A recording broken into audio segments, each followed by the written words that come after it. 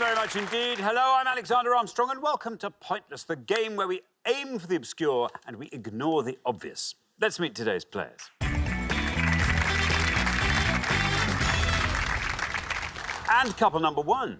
I'm Richard, and this is my husband, Andrew, and we're from Scarborough. Couple number two. Hi, I'm Daniel. This is my friend Saeed. We're both from London. Couple number three. Hi, I'm Rosie. This is my friend Karen, and we're from Hertfordshire. And finally, couple number four. Hi, I'm Faye. This is my dad, Graham, and we're from Northamptonshire. And these are today's contestants. Welcome, all of you. Lovely to have you with us. So that just leaves one more person for me to introduce. The bringer of misery to the world of pub quizzery. It's my pointless friend. It's Richard. Hiya. Hey, everybody. Good afternoon to you. Good afternoon. What an array of shirts we have today. Goodness me, almost from start to finish. Don't know where to look. No. Extraordinary. Welcome back to two pairs we were on before. Graham and Faye got through to the head-to-head. Lovely to have you back. And Saeed and Daniel got through to round two last time as well. So both good pairings. Lovely to have two new pairings with us as well. Let's get on and do it, shall we? Come on, let's do it. Pointless.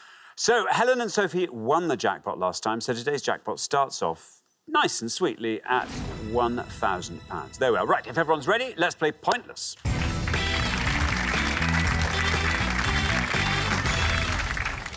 OK, just remember, it's always going to be the pair with the highest score that gets eliminated at the end of each round, so scores nice and low. Well done.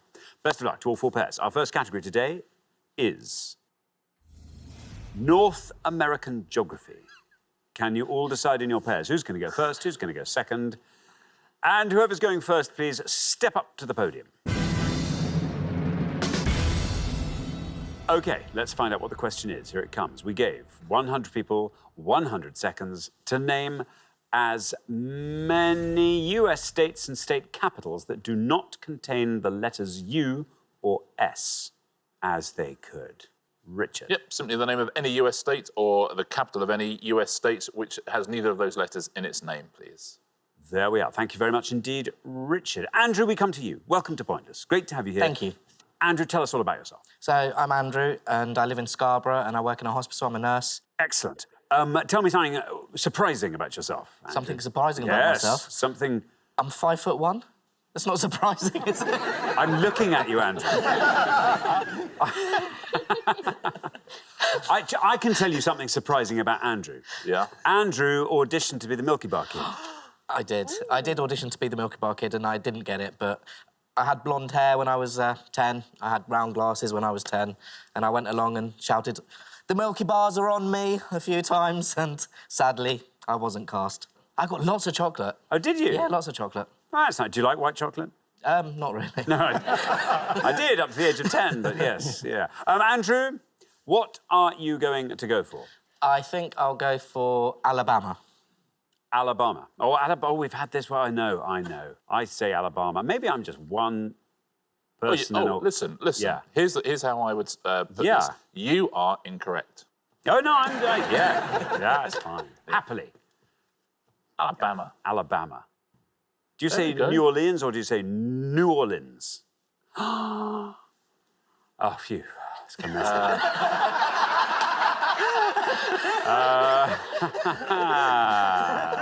Yeah, I say New Orleans. No, it's good. There we are. Alabama. Alabama, says Andrew. Let's see how many of our 100 people said it.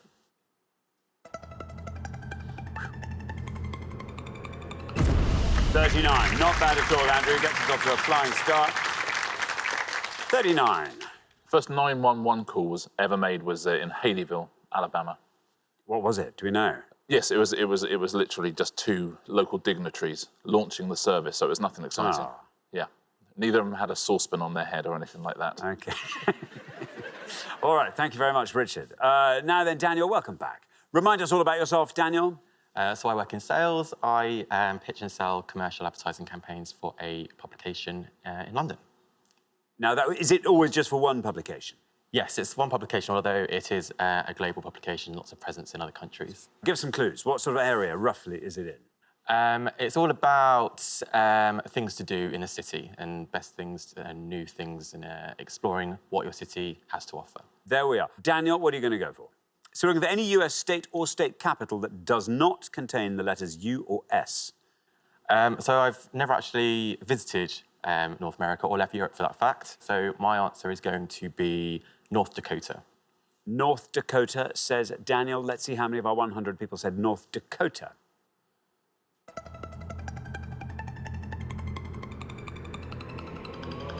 It's a good answer. Daniel goes to 16. Very well done indeed, Daniel. The North Dakota town of Rugby is considered to be the geographical centre of the whole North American continent. Do they have a monument there just says, you are now in the middle of America? Yeah. Good. It's 4,000 feet high, made of ice. Wow, wow. Yeah, it's amazing. Wow. And it's got a statue of Ben Miller on the top of it. And nobody knows why. Wow. Yeah. Worth going to Rugby to see it. I should think. Yes, thank you, Richard. I shall. Rosie, welcome. Rosie, nice to have you here. Thank you very much. Tell us all about yourself, Rosie. I'm an IT service manager for a IT services company where I met Karen, been firm friends ever since. Married mum of one to my little Luca, who's 10 years old. This is all very good. When you were younger, Rosie, you were a disco dancing champion. I knew That's that was all. gonna I come just had to bring that up. That's well, that's fun, Yeah. isn't it? It's more fun than IT. Yeah, I mean, I've forgotten about it now because I think the last... That's embarrassing. Yeah, I did do that when I was up to about 13. Won a few trophies. Still got the moves? Good. So sorry. OK, if you win, you are going to dance us out. That's all I'm saying. So, Do the conga. Rosie, what are you going to go for? I think, I'm hoping it's north, I don't know, Montana. Montana? No, Montana. I promise. I say Montana. Montana. OK, let's see how many of our 100 people went for Montana. It's right. 39's the high score, 16's the low. You passed the high score. You passed the low. Very well done indeed, Rosie. A new low, 12. Very well played. I see everyone's gone for a state so far and not for a state capital. That's next level quiz in the Because state capitals. nobody knows state capitals apart from you. Be a good thing to learn. Or wouldn't it be a Yeah. really good thing to learn? There we are. Yes. OK, now, Graham, welcome back. Hi. Graham, remind us all about yourself. Yeah, I used to be a phlebotomist, retired last year. A phlebotomist, just remind us what that is. We used to work for Leicester Blood Service, so travelling around Leicestershire, taking To be honest, donations. a phlebotomist, it just sounds like it should be more fun than that. I mean, sorry, I know that is great fun, but phlebotomist, studying, I don't know, butterflies in somewhere, I don't know. Just me, studying just veins, me. really. Isn't it? Yeah, well, I guess it is, exactly. great, You study yeah. veins. That's also an exciting and important discipline, arguably more than butterflies. Yeah. But anyway, there we are. Graham, what are you going to go for? Atlanta. Atlanta, says Graham. OK, let's see how many of our 100 people said Atlanta. It's right. And look at that, down to 6. We have a new low. Very well done indeed on the far podium there. See, and that's what happens when you go for a state capital. You see, well done. It's the capital of a state that I won't mention. Ah, yes. Because it could also be an answer. OK, we're halfway through the round. Let's have a look at those scores. Yes, 6 there for Graham and Faye, 12 for Rosie and Karen, 16 for Daniel and Said, and then Andrew and Richard on 39. So, Richard, we need a low score from you in the next pass. Good luck with that. We're going to come back down the line now. Can the second players please step up to the podium? And so, Faye, Hello. welcome back. Just tell us what you do. I am a cake decorator. Ah, And I failed to bring in cake. for the second time. I mean, it's quite something, isn't it? Yeah. Once might be seen to be an oversight. Twice begins to look deliberate. Have you ever, Faye, because you're a decorator rather than a baker, Oh, I do both. I'm both. Don't say that because it makes it seem even worse that you haven't realised it. have you ever just thought, oh, look, I can do such good decorations, I'll just buy the base from the supermarket? No. I do Really? everything from Okay. scratch. I even make my Okay. own jams. To go in the sponge? Yes. Wow. That's amazing. Now, Faye, you've been brilliantly set up there by Graham. You are on 6. 32 or less, even at this early stage of the pass, gets you through. So it's US states or state capitals, not with the letters U or S in them. Where are we? currently love my dad because I was pulling an absolute blank. So I'm going to say Georgia. That's nice. That's nice. It was literally on your mind. OK, there's your red line, Faye. Get below that, you're through to the next round. Let's see how many of our 100 people said Georgia.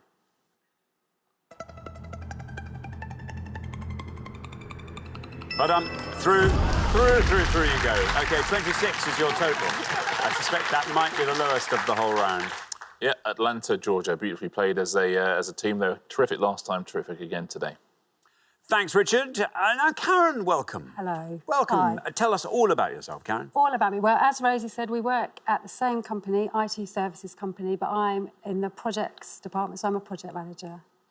And what are your interests, Karen, when the IT... I am a Spurs supporter. I'm not sure how that's going to be received. Support Spurs. I'm a Samaritan in my spare time. Have a weekly movie night with some friends. Every Sunday night we watch a film. So that's do you go out or do you we stay go to their house. You go to their house? Nice. They provide the film, we provide the snacks. Do they have a sort of at-home movie set up? It's quite a big telly. That'll do. Have drinks with your then we film? have the film and we all mark it out of 10. Oh, that's nice. And then do you sort of sit around afterwards and tear the film up? No, I guess it's Sunday school night. School night. Back home by 9:30. Back home. Oh, that's by good. 10. That's good. Nice to have something to look forward to on a Sunday So if you have a quiet weekend, there's still movie night at the end. Oh, there's always movie night. There's always movie night. Now, Karen, you're on 12. Yes. You are looking to score 26 or less to be sure of a place. Almost certain this is a state, so I'm terribly sorry, Rosie, if it isn't. Indiana. Indiana, says Karen. Shall we find out if it's right? Let's see how many of our 100 people said it. There's your red line. It is. You're teasing me. There we go. Red line getting closer, and you've done it. You've done it. Oh, down it goes to 7. 19 is your total, which I am absolutely certain will be the lowest total of the round. Another very good answer, yeah. It's they call it the Crossroads of America, Indiana. That's nice. Yeah, because it's all made out of cardboard and everyone forgets their lines. Yeah. Thanks, Richard. Now, Saeed, welcome back. Hello. Remind us all about yourself. Yeah, I work as a business director at a marketing agency, so I look after 45 people advertising on social media. And these are sort of things where you can skip an ad in 3 seconds. So basically, you've got 4 seconds to get someone thinking, oh, actually, do you know I'm going to sit and watch this? That'd be quite something, wouldn't it? Now, Saeed, you're on 16. Your target is 22. Yeah. There's a couple that I'm thinking of because I've been to some places in the States. So I'm going to go with Colorado. OK. A lot of states now do, as you drive in, have to say, may contain U's or S's as you drive in. So Colorado you're going to go for. There is your red line. Let's see if we can get below that with Colorado.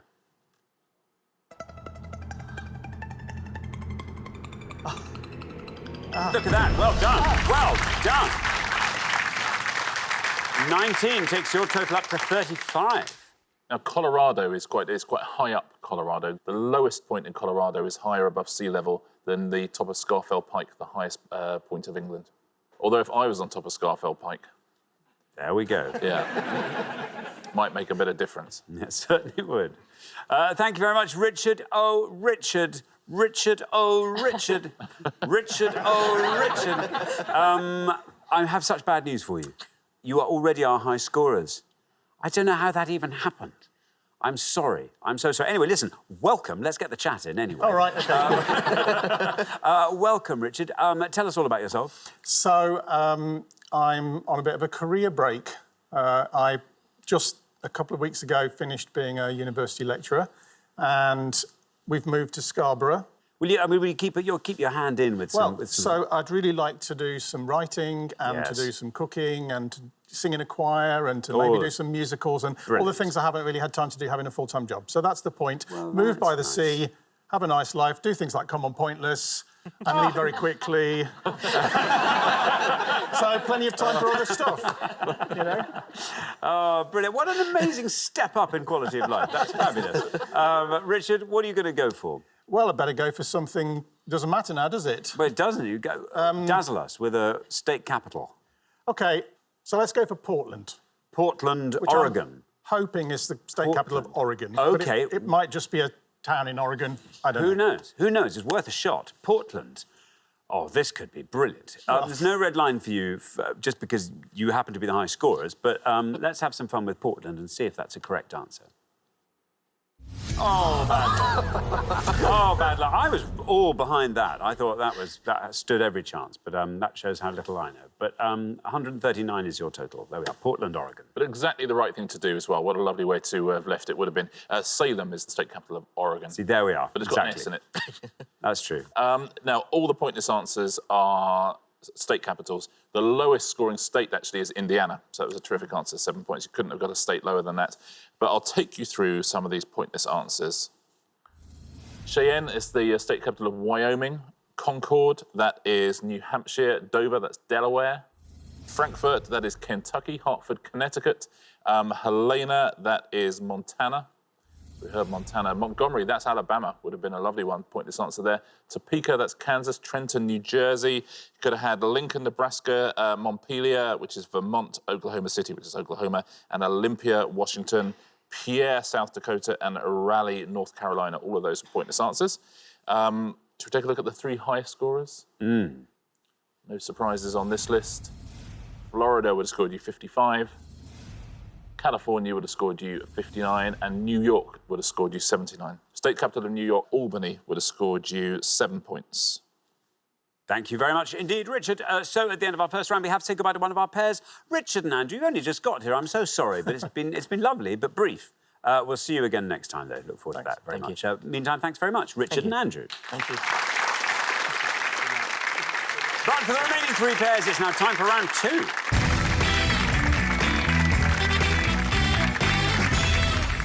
Well done, all of you. Well done. Just three pairs left after that first round. Graham, particular well done to you for being our lowest individual scorer there. Rosie and Karen, our newcomers, our lowest combined scorers. So, yes, well done. And Saeed and Daniel, well done. All of you, well done. Category for round two today is family relationships. Can you all decide in your pairs? Who's going to go first? Who's going to go second? And whoever's going first, please step up to the podium. OK, and the question concerns real and fictional twins. Richard. On each board, we're going to give you 6 clues that will point to a real or fictional twin. Just need to give us the first name of that twin, please. There's going to be 6 on the first board, 6 on the second, 12 in all to have a go at home. Thank you very much indeed, Richard. OK, so let's reveal our first board of clues. We're looking for the first names of these famous twins. Our first board looks like this. Musician who formed the Bee Gees with his twin Robin Gibb and their brother Barry. The twin brother of Cersei Lannister in George R.R. Martin's A Song of Ice and Fire. British criminal who, with his twin brother Reggie Cray, ran an organised crime racket in London's East End in the 1950s and 60s. Greek goddess, twin sister of Apollo, who was honoured with a temple built in her name at Ephesus. Twin sister of Phil Neville, who coached the England netball team at the 2018 Commonwealth Games, and Fred Weasley's twin brother in the Harry Potter book and film series. I'm going to read those all again. Musician who formed the Bee Gees with his twin Robin Gibb and their brother Barry. The twin brother of Cersei Lannister in George R.R. Martin's A Song of Ice and Fire. British criminal who, with his twin brother Reggie Cray, ran an organised crime racket in London's East End in the 1950s and 60s. Greek goddess, twin sister of Apollo, who was honoured with a temple built in her name at Ephesus. Twin sister of Phil Neville, who coached the England netball team at the 2018 Commonwealth Games. And Fred Weasley's twin brother in the Harry Potter book and film series. Saeed. There's a couple on there that I have a guess of, but I'm just not 100% certain. And the only one that I think I can give something that I think might be right would be Fred Weasley's twin brother, George. George Weasley, says Saeed. Let's see how many of our 100 people agree with Saeed and say George Weasley.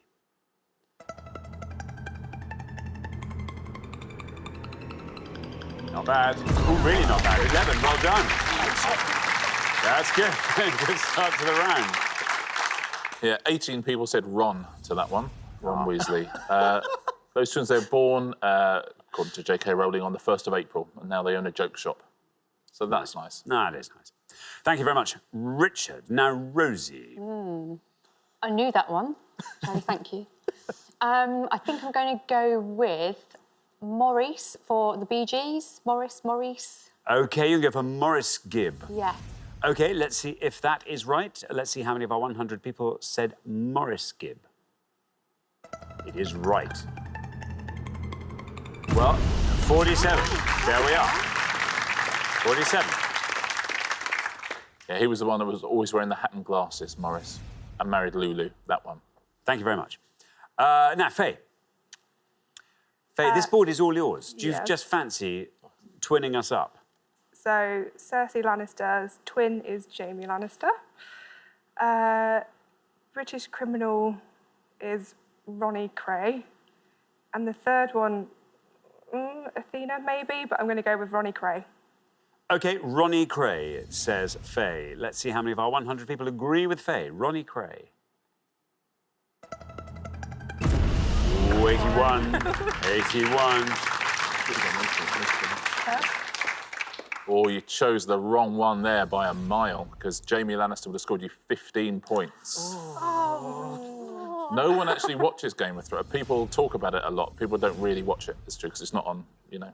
I guess that's true. People who watch it love it, but most people don't, so they don't know about it. Whereas everybody knows Ronnie Cray. The Greek goddess is Artemis. Scored you 5 points. And Phil Neville's twin sister is Tracy Neville. 14 points. So Artemis is best answer on that board. Thank you very much indeed, Richard. OK, let's have a look at those scores. We're halfway through the round. 11 is the best score of the past. Well done, Saeed. Very good indeed. Now, 47 is where we find Rosie and Karen at 81. Faye and Graham. Graham, you've never yet let us down. You've always been our low scorer, so we are really hoping that this time round you'll find a really lovely low score to keep yourselves in the game. Good luck with that. We're going to come back down the line now. Will the second players please step up to the podium? OK, let's put 6 more clues to famous twins up on the board, and here they are. The drummer who founded the band Bros with his twin brother Matt Goss. The twin sister of Phoebe Buffay in Friends. Former child star who shared the role of Michelle Tanner in the sitcom Full House with her twin Mary-Kate Olsen. Sister of Marge Simpson and twin of Patty Bouvier in The Simpsons. Played men's doubles with his twin Mike Bryan at 76 consecutive Grand Slam tennis tournaments from 1999 to 2018. And legendary founder of Rome, along with his twin brother Romulus. I'll read those again. The drummer who founded the band Bros with his twin brother Matt Goss. The twin sister of Phoebe Buffay in Friends. Former child star who shared the role of Michelle Tanner in the sitcom Full House with her twin Mary-Kate Olsen. Sister of Marge Simpson and twin of Patty Bouvier in The Simpsons. Played men's doubles with his twin Mike Bryan at 76 consecutive Grand Slam tennis tournaments from 1999 to 2018. And legendary founder of Rome, along with his twin brother Romulus. There we are. OK, Graham, over to you. I think I'll go with the top one, Luke Goss. Luke Goss, says Graham. OK, let's see how many of our 100 people said that. No red line for you at this stage, as you are the high scorer. 66 for Luke Goss takes your total up to 147. Yeah, of course, a bigger score than that would have been, I suspect, even 6 months ago, after the incredible documentary, after the screaming stopped. They've been catapulted back into the limelight, Bros. Yeah, brilliant documentary. It's very good. Yeah. Thank you very much, Richard. OK, so Karen. Not a good board for me. Ideally, you'd be scoring 99 or less to stay in the game. It takes a bit of pressure off. Legendary founder of Rome, along with his twin brother Romulus, Remus. Remus, says Karen. Here is your red line. Can you get below that with Remus? Let's find out. Very well done. Down it goes 63, taking your total up to 110. Yeah, and spoiler alert, Romulus killed Remus in the end. So, yeah. Thank you very much, Richard. Now, Daniel, great news. You're in the head-to-head. Doesn't matter what you score here. But now, do you want to fill in all these blanks? So there's only one on that board that I know, and a lot of my friends are going to be very disappointed it's not the Friends question. I'm going to go for the third one and say Ashley Olsen. Ashley Olsen. No red line for you. You're already through. Let's see how many people said Ashley Olsen. It's right. I think it's going to be a good one. Down it goes to 20. Very well done indeed. 31 is your total. Brilliant. Yeah, safely through. Well done. Let's fill in the rest of these. Everyone having trouble with this Phoebe Buffet one. I couldn't remember this. No. You remember? No. Ursula. Oh, That's the answer. 12 points for Ursula. Well done if you said that. Sister of Marge Simpson, twin of Patty. Selma. Selma. Yeah, it's 15 for that. And the best answer on the board, probably the greatest men's double partnership of all time, are Mike and Bob Bryan. Bob is the answer there. 4 points. Well done if you said that. Thank you very much indeed. Richard, well, we are at the end of our second round. We have to say goodbye to one of our pairs, Graham and Faye. Oh, one of the great pairs. And you know, you went through to the head-to-head last time as our golden couple. Oh, well, I'm afraid this is where we have to say goodbye. But thank you so much for playing, Graham and Faye. But for the remaining two pairs, it's now time for the head-to-head.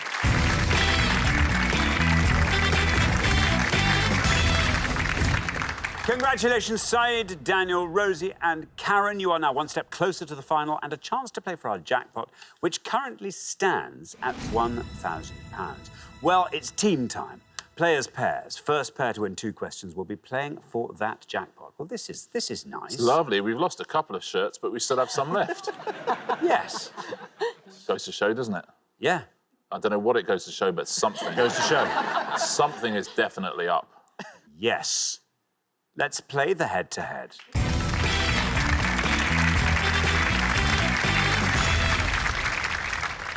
Here is your first question, and it concerns musicals nominated at the Olivier Awards. Richard. Yes, specifically, we're going to show you some pictures now, and they're all going to be clues to the titles of various musicals that have been nominated at the Olivier Awards. We're going to give you the initials of those musicals as well and the year in which they were nominated. Can you work out what these musicals are, please? Thank you very much indeed. Let's reveal our pictorial clues. Here they come. We have 5. We have A, TH, 2013. B, C, 1993.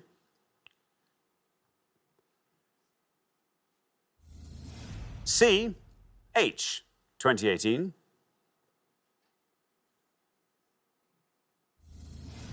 D, COA, 1994. And E, AAIP, 2018. There we are. Saeed and Daniel, you will go first. Feel free to confer. So I think A might be the hat. And carousel. Oh, I don't know if that's on.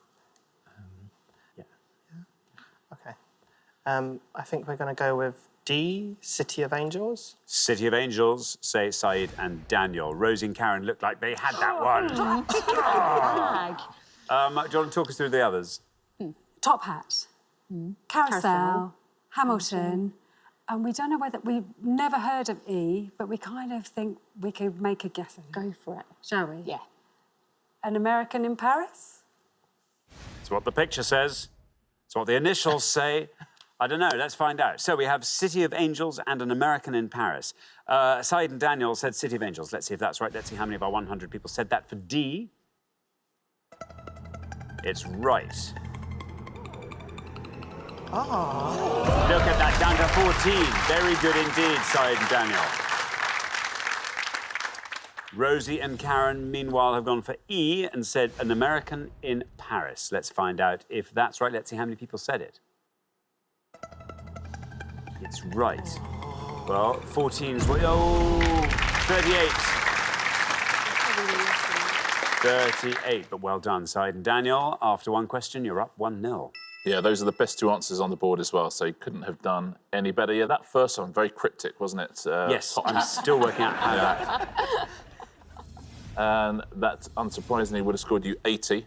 Although 20 people looking at a picture of a top hat and seeing the initials TH are going to go, is it the Hobbit? Is there a Hobbit in the hat, maybe? That was top hat. The next one along was, of course, Carousel, as you said. Carousel would have scored you 49. And C, the rather lovely clue as well, isn't it? Of course, is Hamilton. And Hamilton would have scored you 40 points. Thank you very much indeed, Richard. OK, here comes the second question. Rosie and Karen, this is your time to shine, but you have to shine here. Otherwise, we have to say goodbye to you. So good luck with that. Our second question today is all about weather in book titles. Richard. I'm going to show you the titles of 5 books now, but we've missed out a word that is weather-related in some way. Can you fill in the gaps, please? Thank you very much indeed. Let's reveal our weather clues, and here they come. Blank Atlas, David Mitchell. Blank Station Zebra, Alistair MacLean. Gravity's Blank, Thomas Pynchon. Miss Smiller's Feeling for Blank, Peter Higg. That's how you're meant to pronounce it, I think. That's right. And Gorillas in the Blank, Diane Fossey. I'm going to read those all again. Blank Atlas, David Mitchell. Blank Station Zebra, Alistair MacLean. Gravity's Blank, Thomas Pynchon. Miss Smiller's Feeling for Blank, Peter Higg. And Gorillas in the Blank, Diane Fossey. There we are. Rosie and Karen, you go first. Well, we only know 2, so we're going for Cloud Atlas at the top. Cloud Atlas, the David Mitchell. OK. Said and Daniel, do you want to talk us through the rest of that board? So I think the last one is Gorillas in the Mist. I can see the book for the second one, but I just can't remember what the first word is. And I don't know the other 2. So shall we go with the last one? Yes. Yeah, so Gorillas in the Mist. OK, we're going to go for Mist. So we have Cloud and we have Mist. Rosie and Karen went for Cloud Atlas. Let's see how many of our 100 people said that. It's right. 30. Said and Daniel have gone for Gorillas in the Mist. Let's see how many of our 100 said that. It's right. 94. Wow. There we are. Well, we have a clear winner there. Rosie and Karen, well done. Back in the game. And it means after 2 questions, it's 1-1. Well played again. A couple of answers there that would have seen you through to the final. The Alistair MacLean one wouldn't have seen you through to the final. Ice Station Zebra would have scored you 64. Gravity's Rainbow, Thomas Pynchon, 10 points. And Miss Smiller's Feeling for... Snow. It's actually Snew. Oh. Yes. Yeah. I wouldn't have accepted Snow, I'm afraid. 18 for that. Gravity's Rainbow. Best answer there. Thank you very much indeed. OK, now here comes the decider. Whoever wins this one goes through to the final to play for that jackpot. Very best of luck to both pairs. Our third question today is all about Mary Berry's Simnel cake recipe. We're going to show you 5 of the ingredients you would find in that recipe, but we're just giving you the first and last letters of each word of the ingredients we are looking for, please. So what are these ingredients? Thank you very much indeed. Let's reveal our 5 ingredients. We have got 50 grams of chopped CDPL, 225 grams of SS, 450 grams of MN, 225 grams of SFRGFR, and 2 teaspoons of GD MD Over to you, Said and Daniel. So there's 2 on there that I recognise.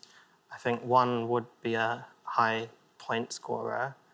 I'm going to have to go for the other one. So the first, which is chopped candied peel. Oh, no. Chopped candied peel, say Said and Daniel. Rosie and Karen, that was yours. That was I can't believe it. It's City of Angels all over again. Well, self-raising flour. Really high, isn't it?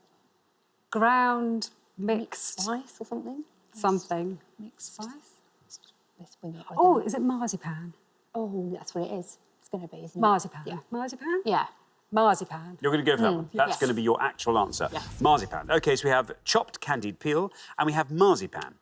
Said and Daniel went for chopped candied peel. Let's see how many of our 100 people said that. It's right.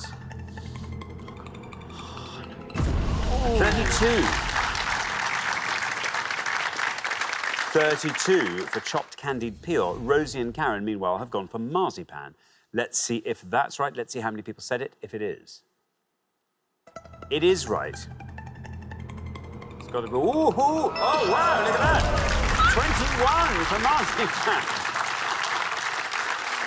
There we go. Very well done indeed, Rosie and Karen. After 3 questions, you are through to the final 2-1. 2 good answers. I don't think I know what a simnel cake is. I couldn't get marzipan at all. It's like a fruit cake, but it has a sort of marzipan top with balls around the outside. Oh, OK. Yeah. Interesting. SS, do you know that one? It's sultanas. It is sultanas. It's a fruit cake, basically. You're quite right. It is sultanas. Would have scored you 19. The next one down. Self-raising flour. Self-raising flour. Would have scored you 57. That's a big score. The best answer on the board is this bottom one, funnily enough. With ground mixed, I'm going to guess spice. Ground mixed spice is the correct answer. That would have scored you 9 points. Thank you very much indeed, Richard. So the pair leaving us at the end of the head-to-head round, I'm afraid it's Said and Daniel, and you've done so well today. The golden couple all the way through. But I'm afraid this is where we have to say goodbye. But thank you so much for playing. Said and Daniel, wonderful contestants. But for Rosie and Karen, it is now time for our pointless final.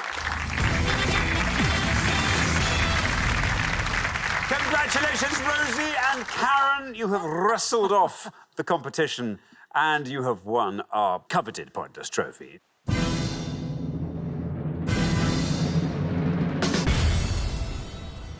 Which means you, Rosie, are going to be disco dancing us out at the end of the show. So, listen, as always happens in this last round, you get to choose your category from the 4 that we put up on the board. So you've got to hope there's something up there that you quite like the look of. Let's see what today's selection looks like, and then we can take it up from there. The year 1979, European battles, sporting tigers, or 21st century comedy films. What do we think? Oh, I'd like to say I wasn't around in 1979, but It should be lying. Definitely not European battles. No. Comedy films, I don't really watch comedy films, do you? I mean, it would either have been Films Because of You or 1979. So. Let's do 1970. 1979. 1979 it is. OK, 3 different questions on 1979 here. We're looking for any of the following, please. We're looking for any actor credited with appearing in Moonraker, which is the Bond film in 1979, according to IMDb. We're looking for any member of Margaret Thatcher's first cabinet, anyone who sat in Thatcher's first cabinet, or we're looking for any act that had a UK #1 in the albums or singles charts in 1979, according to Official Charts Company. So cast of Moonraker, members of Margaret Thatcher's first cabinet, or UK #1 acts from 1979. Best of luck. Thanks very much indeed, Richard. As always, you've got up to 1 minute to come up with 3 answers. All you need to win that jackpot is for just 1 answer to be pointless. Are you ready? As will ever be. OK, let's put 60 seconds up on the clock. There they are. Your time starts now. Not Moonraker, not... I think it's Sean Connery, but I'm not sure about that. I think it's... Anyway, I think it's... But acts in 1979, just lots of old Jacksons. acts. Yeah, Jackson's when we were younger, Jackson 5. It's got some kind of disco tunes. Oh, like Donna Summer, maybe. Yeah, maybe. Obviously, remember disco dancing thing. Oh, crikey. That. Monkeys. Sister Sledge. Earth, Wind and Fire. Yeah. Oh, crikey. Trying to think of... Look, the dancing started. Trying to think Crusaders, I don't know. Never heard of them. ABBA? Too obvious. Yeah, possibly. Right, so what have we got so far? Jacksons. 10 seconds left. Oh, Jacksons. It's Dinosaurs. Is that too late? Supremes. It's too late, I think. OK, that is your time up. I now need your 3 answers. Fastest minute ever. I know, it always is. I know it is. The Jacksons? Jacksons. Jacksons. Earth, Wind and Fire. Earth, Wind and Fire. Yeah. Like a disco. Donna Summer. And Donna Summer. And obviously, which category are these in, just for... All in acts that had a UK #1. There we are. Just in case they might have been members of Thatcher's cabinet. You never know. Just, that'd be fun. OK, of those 3, which is your best shot at a pointless answer? Donna Summer? Yeah, Donna Summer. Put Donna Summer last. Least likely to be pointless? Jacksons, and then Earth, Wind and Fire go into the middle. OK, well, let's put those answers up on the board in that order then, and here they are. We have got the Jacksons, Earth, Wind and Fire, Donna Summer. Well, very, very best of luck. If you were to win that jackpot with one of these 3 excellent answers, what would you like to do with it, Rosie? I would get myself a new handbag and some shoes if there's money left. Very good. Karen? I'm going on holiday next month, so I'd probably put it towards that. Should be nice. Lovely. OK, well, best of luck. Thank you. 3 good answers, as I say. In all 3 cases, we were looking for #1 acts, either in the album or singles charts. From 1979, your first answer was the Jacksons. Let's see if that is right. Let's see how many of our 100 people said it. If it is, for £1,000. I think it's Jackson 5. Oh, so. Well, not the Jacksons, I'm afraid. OK, let's move on to your next answer, Earth, Wind and Fire. Let's see if anyone mentioned Earth, Wind and Fire as a #1 artist from 1979 for £1,000. Is it Pointless, Earth, Wind and Fire? No! Oh, no! Oh, dear, oh, dear. OK, your third and final shot at this, Donna Summer. We could try it. It's Thatcher's cabinet. The Right Honourable Donna Summer. We could see if she's in there, but no, we are #1 artists from either the album or singles charts from 1979, Donna Summer. If she's there, if she's pointless, you leave here with £1,000. Let's see what happens. Donna Summer. Wow! Oh, bad luck. I'm so sorry. Oh. We were clearly Well, too young. I thought those were 3 great answers. Turns out they were wrong.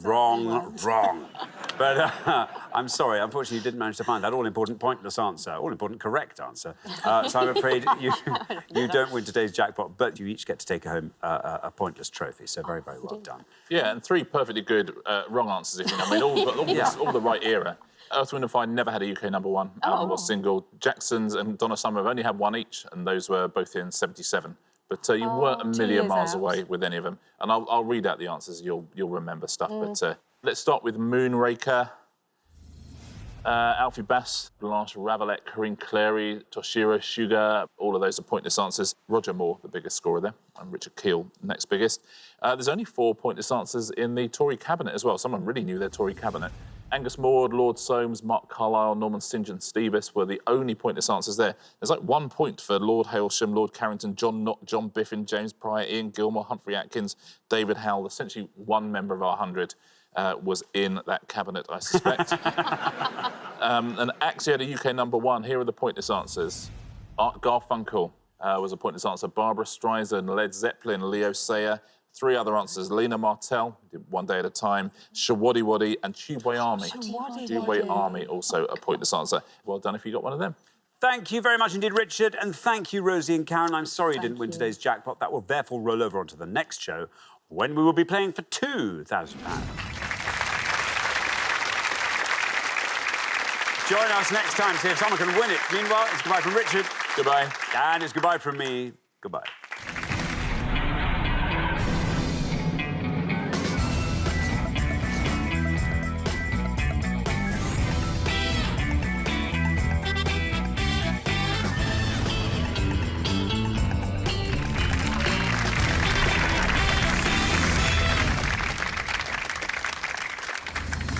Thank you very much indeed. Hello, I'm Alexander Armstrong, and a very warm welcome to Pointless, the game where you're always striving for the lowest score. Let's meet today's players. And couple #1. I'm Richard, and this is my partner Blake, and we're from Worthing in West Sussex. Couple #2. I'm Andrew, this is my husband Richard, and we're from Scarborough. Couple #3. Hello, I'm Meg, and this is my friend Caroline, and we are from Cambridge. And finally, couple #4. Hi, I'm Becky. This is my friend and colleague Andrea, and we're both from Nottingham. And these are today's contestants. Thank you all very much indeed. Thank you for coming along to Pointless. You are very, very welcome here. That just leaves one more person for me to introduce. Ladies and gentlemen, let's get ready to get this over with. It's my Pointless friend. It's Richard. Hiya. Hey, everybody. Good afternoon. Good afternoon to you. And to you. Before we begin, we might as well just talk about the beards. I mean, that is some great work on Podium 1, isn't it? What a way to start the show. I don't care what they say. I don't care. At any point, we'll just sort of leave a picture of them up for the whole show. Ratings will be through the roof. Can you imagine? Look. One returning pair from last time, there's Andrew and Richard on Podium 2, knocked out in round 1 last time. And Andrew, I think you have to take some of the responsibility for that, I would say, given that Richard was left. You couldn't even answer, could you? You're already out. So it'd be lovely to see a bit more of them on today's show. I think so. Thank you very much indeed, Richard. Now, Rosie and Karen didn't win the jackpot last time, which means we add another £1,000 to that. So today's jackpot starts off at £2,000. There we are. Right, if everyone's ready, let's play Pointless.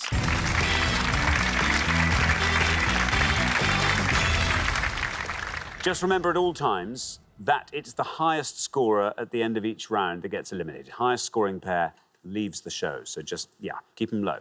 Best of luck to all 4 pairs. Our first category today is famous places. You can all decide in your pairs. Who's going to go first? Who's going to go second? And whoever's going first, please step up to the podium. OK, and the question concerns locations in historic England's A History of England in 100 Places. Richard. Yes, in 2018, Historic England produced a list of the 100 places in England that sort of told the history of England and its impact on the world. On each board, I'm going to give you 7 clues that will lead you to one of those locations. Can you see which one has the lowest score, please? It's going to be 14 locations in all to guess at home. Good luck. Thanks very much indeed, Richard. OK, let's put our first board of clues up there. So we have 7 clues to historic places. Can you guess what these are? Views of this church on the London skyline have been protected since 1938. SPC. The Art Deco open-air swimming pool in Brighton, which reopened in 2017. SL. Nightclub, opened by Tony Wilson in May 1982 and known for its role in the Manchester scene. TH. Prehistoric monument on Salisbury Plain that was made a UNESCO World Heritage Site in 1986. S. The open-air theatre on the cliffs of Cornwall, designed by Rowena Cade. TMT. The Tudor warship, raised from the seafloor, now on display in Portsmouth. TMR. And property in Haworth that was home to the literary sisters Charlotte, Emily and Anne. TBP. I'll read those all again. Views of this church on the London skyline have been protected since 1938.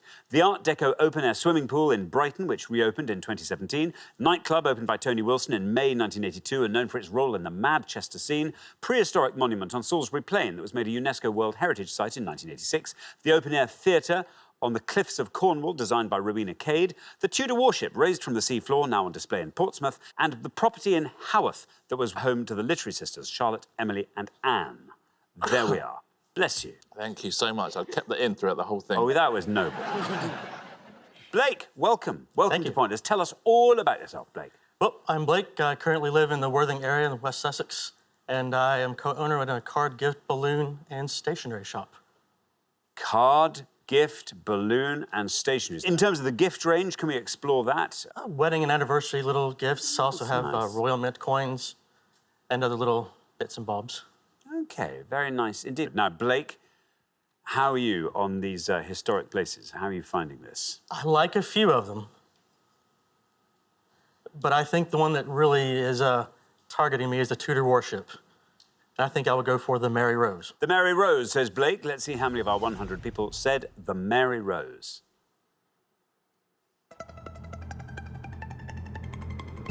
Look at that, 55, not bad. Off to a good start, the Mary Rose. Can I say first how lovely it is to hear a traditional Worthing accent on the show? We get it so rarely, Blake. Yeah, Mary Rose. Some people think she sunk on her maiden voyage, but didn't she? She was 34 years old when she sank. Thank you very much indeed, Richard. Now then, Andrew. Hello. Welcome back. Remind us all about yourself, Andrew. So I'm Andrew, and I'm a nurse, and I work in Scarborough Hospital. And we've just recently moved to Scarborough. So you're new at the hospital there, are you? Relatively new, about 6 months now. So it's exciting times and learning all how to do the job. And... This is great. Were you coastal before that? No, we lived in Carlisle before that, so... Ah, yes. So, I mean, that really is exciting. Do you have dogs? Yeah, we have 2 dogs. I mean, that's just a dream for them, isn't it? Absolutely. And I'm really enjoying discovering Scarborough and the surrounding area, walking them. Lots of new places. It's great. Brilliant. Andrew, the board. OK, so I know a couple, so it's just going for the one that I think is going to score the least, and they're both going to be high scorers, I think. So I'll probably go for the prehistoric monument as Stonehenge. OK, Stonehenge, says Andrew. Let's see how many of our 100 people agree with him. Stonehenge. Stonehenge is right. 67, Stonehenge. Yeah, there was a metre-long piece which was missing for 60 years that some archaeologists had took. It was returned in 2019. That's nice. I wonder what that had been doing. Someone just found it in an attic? No, I think they were using it as a barbecue pit. Thank you very much, Richard. Now then, Caroline, welcome. Welcome. Lovely to have you here. Tell us all about yourself. I am an editor for a conservation charity, and I'm also a belly dancer. Wow. Wow. How's the ratio split? 40-60? Belly dancing 60? Conservation? I don't do as much belly dancing as I'd like to. Any given week I do about an hour, but we do 3 performances a year. Performances? Where do you perform? So, locally, but also there's a big Gothic belly dance festival in Leicester every year called Goslar, which I know I perform at that as well. Very nice. Excellent. Now, Caroline, what are you going to go for on our board here? So, there's a few, but I went on holiday to Cornwall recently, so I'm going to go for the open-air theatre on the cliffs of Cornwall, which is the Minack Theatre. The Minack Theatre. Very good indeed. Let's see how many of our 100 people said the Minack. 67 is the high score, 55 is the low. You passed both of those. Very well done indeed, Caroline. 7 for the Minack. Yeah, it's an amazing place, isn't it, as well? It's beautiful down there. The first performance there was The Tempest in 1932, and the lighting was all provided by car headlights. Ah, that's nice. It's nice, And isn't it? 1932 car headlights, you couldn't even dip them in those days. Yeah, exactly. And also, there was massive bits of stone in the back that they nicked from somewhere. Thank you very much indeed, Richard. Now then, Becky, welcome to Pointless. Great to have you here. Tell us all about yourself.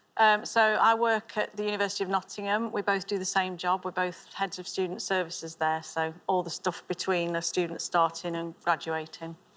That's down to you. How many of you run that? Some of it. There's 4 heads and then a team of hundreds. Wow. Becky, what do you do for fun? What are your hobbies? Yoga. So, yeah, I do yoga a few times a week, which does work for the stress levels. Very good. Yeah. Becky, you're the last person to have this board. Do you fancy going through all the unanswered ones? OK. I know a few of them. I think, well, I don't want to have a guess at the Bronte sisters one, so I'm going to go for the third one down, the nightclub, and say the Hacienda. OK, that's the one you're going to submit, the Hacienda. I am. OK, let's see how many of our 100 people said the Hacienda. It's right. 67 still the high score. 7 is our low score. 26 for the Hacienda. There we go. Not bad. Very nicely played. Let's look through the rest of these, shall we? We'll start at the top. The church. St Paul's Cathedral. Scored you 48. We'll go down the bottom next. The property is... I got the Bronte Parsonage, I guess. Exactly right, yeah, the Bronte Parsonage. Would have scored 11 points. Would have been a good one. Now, this next one is the best answer on the board. It's just the other side of Brighton from you gents in Worthing, but it's a very good answer. Best answer on the board. Saltdean Lido. Saltdean Beautiful Lido. place as well. 1 point. Well done if you said that. Thank you very much indeed. We're halfway through the round. Let's take a quick look at those scores. 7. Very well done, Caroline. Superb answering there. Caroline and Meg looking very strong indeed. 26, well done. Becky and Andrea as well, looking good. 55, Blake and Richard D, not so bad. Andrew, now, once again, you've left Richard M with a mountain to climb there. I'm not going to beat about the bush. But if anyone can do it, Richard can. We know this. So good luck with that, Richard M. We're going to come back down the line now. Will the second players please step up to the podium?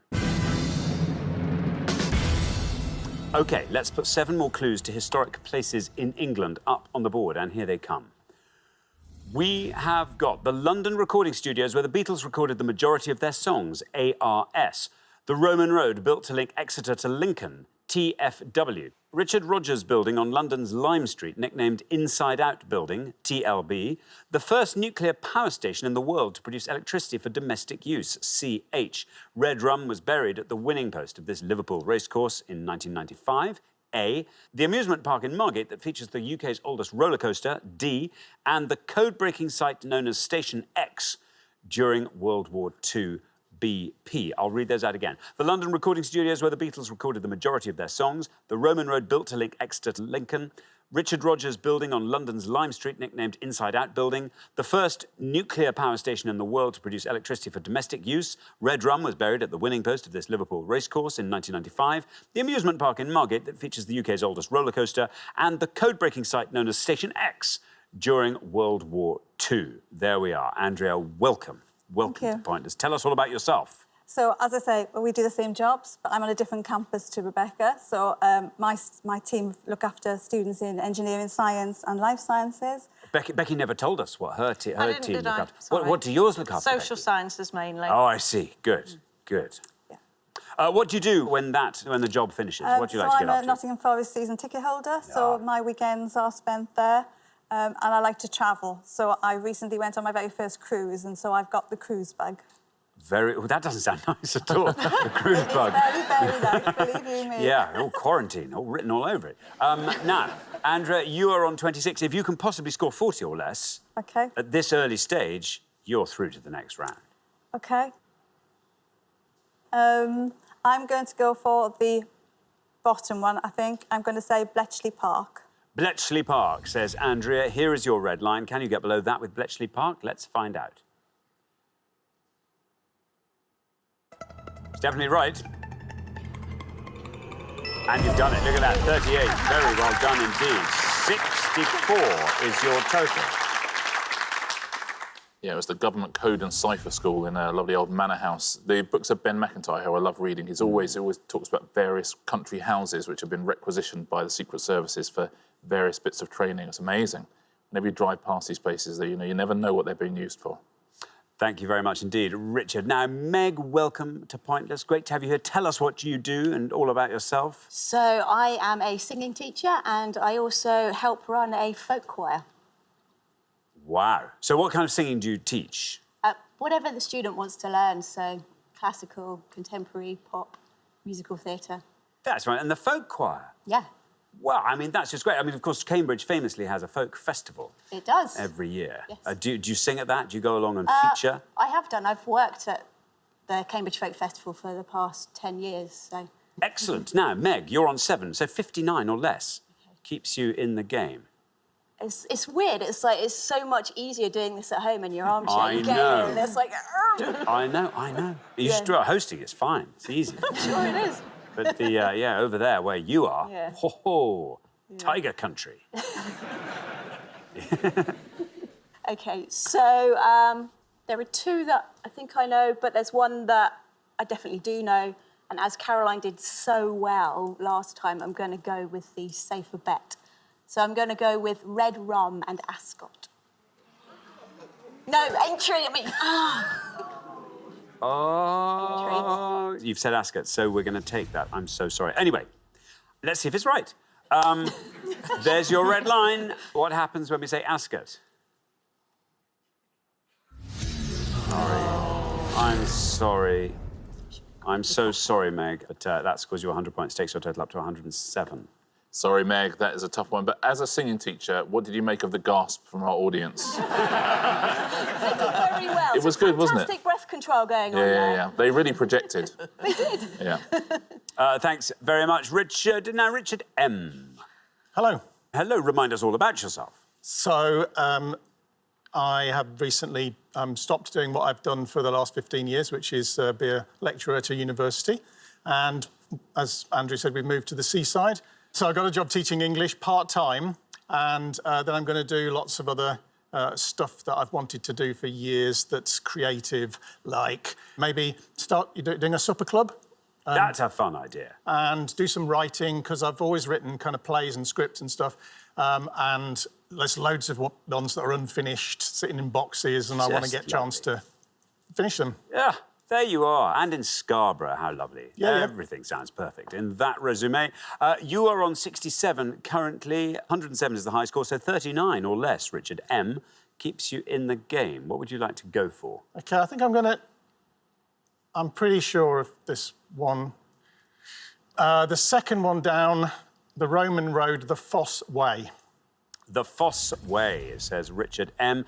There is your red line. Can you get below that with the Fosse Way? Let's find out.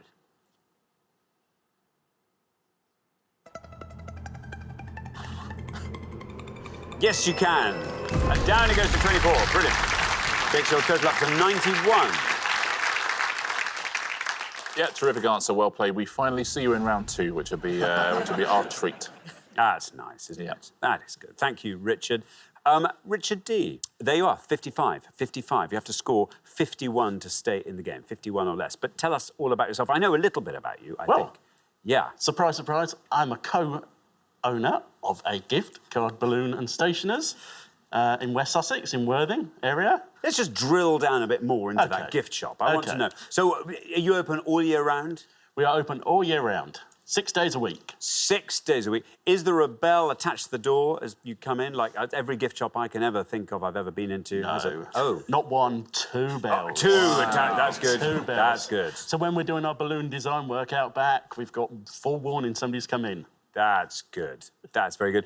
Key rings, if I wanted to get a Worthing-based key ring, yeah, you've got that. That we can do. You've got that. What sort of, in the confectionery area, what do you cover there? It's not something we've really gone into yet. OK. We have just started doing some charity jams for a local Charity jams is good. Is there a local, like a sort of lardy cake or something like that? Is there something in a... no. Not that I'm aware of. Worthing Rock, maybe? That's it. That's good. That's the answer I was after. Worthing Rock. Brilliant. So, 55, as I say, is where you are. 51 is your target. What would you like to go for? This board is all yours. Feel free to go through it and fill in all the blanks. Well, I would like to say I can fill them all in, but sadly I can't. But I am going to go for the top one, which I believe is Abbey Road Studios. Abbey Road Studios, says Richard. Here is your red line. Can you get below that, I wonder, with Abbey Road Studios? Fingers crossed. Let's see. Abbey Road Studios.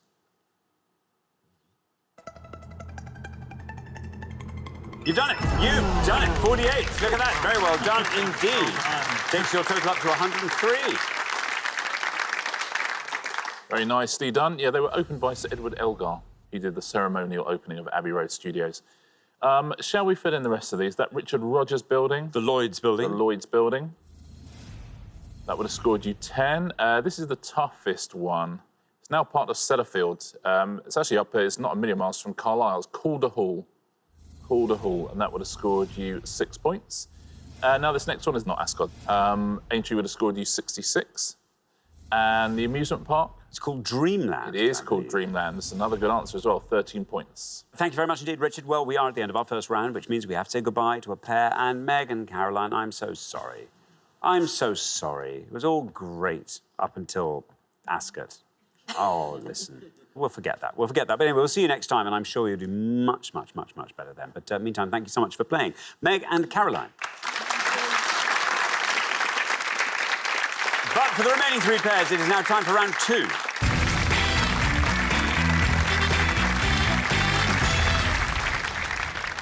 And there we are, down to 3 pairs. But well done, everybody. You made it. That turned out to be quite a punishing round in the end there.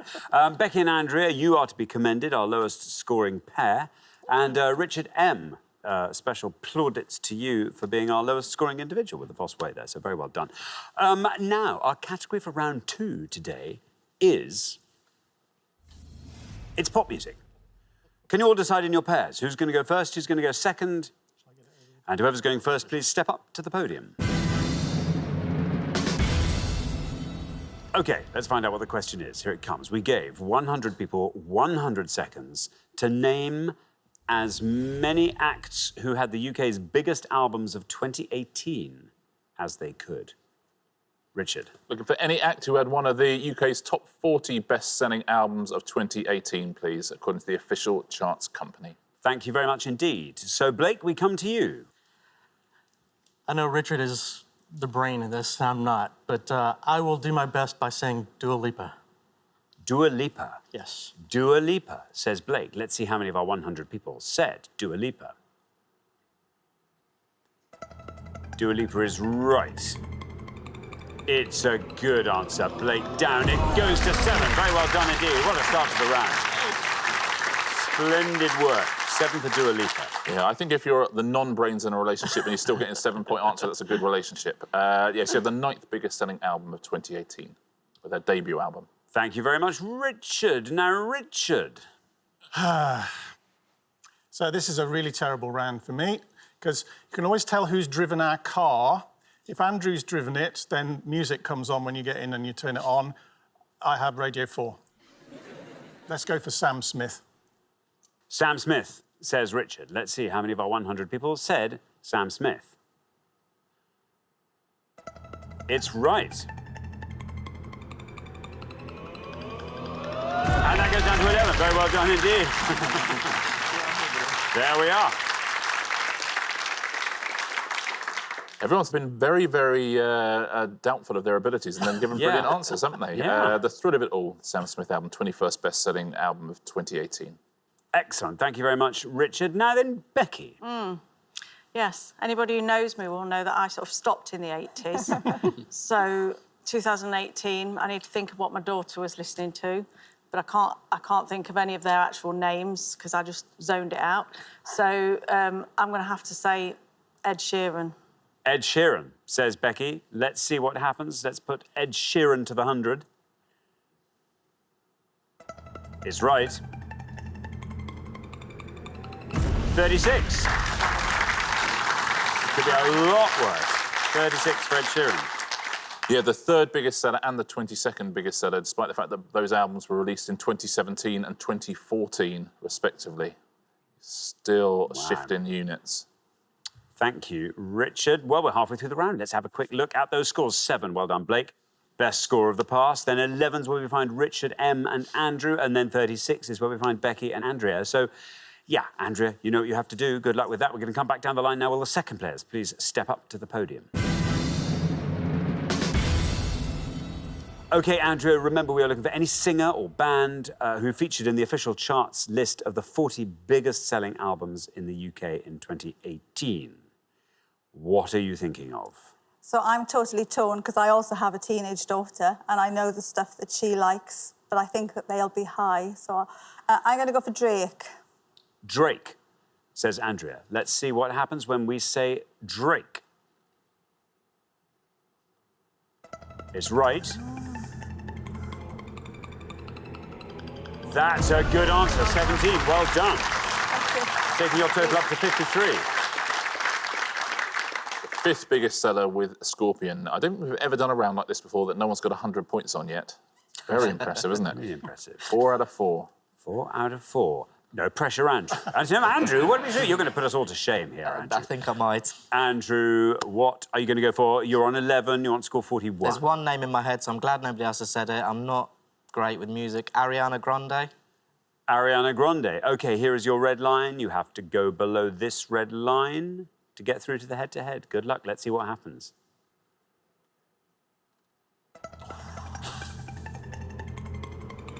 You've done it.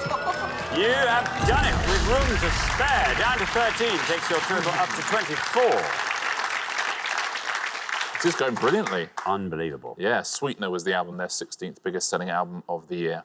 Thank you very much indeed. Now, Richard D., the genius of the partnership. Don't bank on it, not when everybody's answer has already gone. I have loads in my mind. I'm thinking of The Killers. So that's what I'm going to go for, The Killers. The Killers. OK, you are on 7. You want to be scoring 45 or less. Here is your red line. Get below that, and you've done it. How many people said The Killers?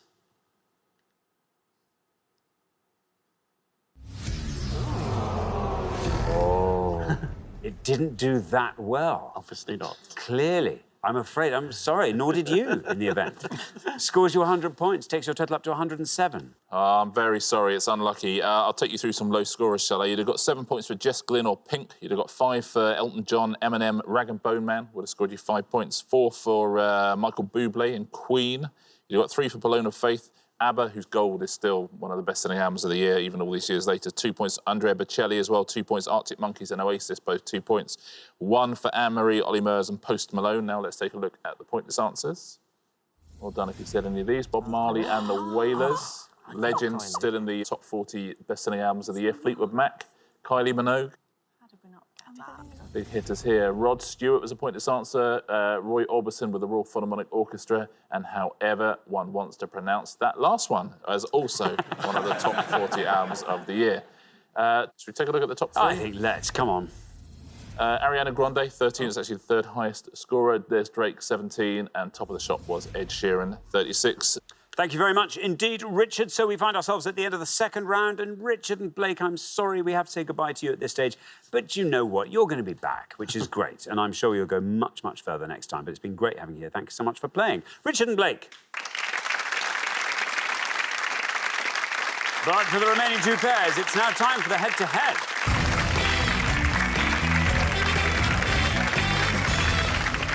Congratulations, Andrew and Richard. Becky and Andrea, you're now one step closer to the final and a chance to play for our jackpot, which currently stands at £2,000. There we are. It all comes down to teamwork now, and it's the first pair to win 2 questions that will be going through to the final to play for that jackpot. Well, what a game. What isn't it just? A game. Isn't it just? We've lost a lot of beards.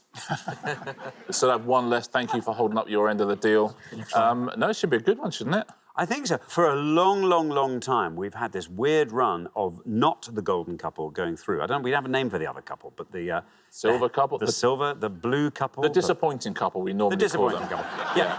They have been going through to the final, and the golden couple have been going home empty-handed. Though we've had a couple of shows where the golden couple have gone through, so, I mean, who knows? The whole thing's been thrown up in the air. It's almost like it's roughly 50-50, isn't it, I would say. Let's play the head-to-head.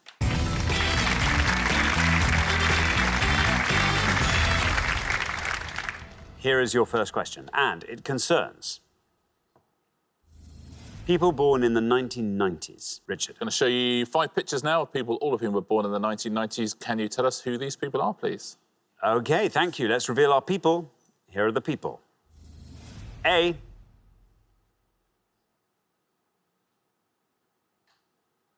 B.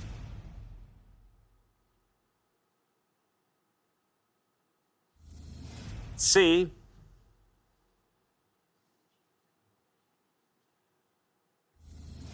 D.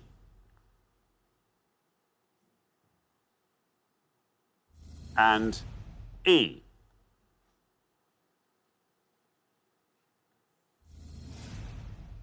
There we are. 5 people born in the 1990s. Andrew and Richard, you are our low scorers, so you get to go first. Feel free to confer.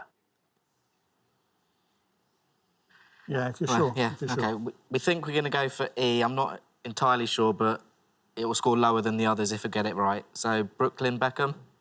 OK, Brooklyn Beckham, say Andrew and Richard. Now then, Becky and Andrea, do you want to talk us through the rest of that board? We'd love to, but we're struggling a little bit. B is really annoying me because I think her name's Winnie something, but I can't remember. She's on America's Next Top Model. But you know A, do you? No, I'm not convinced it is no. We know D is Emma Watson. We know C is Princess Eugenie. Who do you think the footballer is? What's his name? Is it Raheem Sterling? We'll have to go for Emma Watson because we're not 100% sure. OK, you're going to say D, Emma Watson. So we have Brooklyn Beckham and we have Emma Watson. Andrew and Richard have gone for Brooklyn Beckham. Let's see how many of our 100 people said that.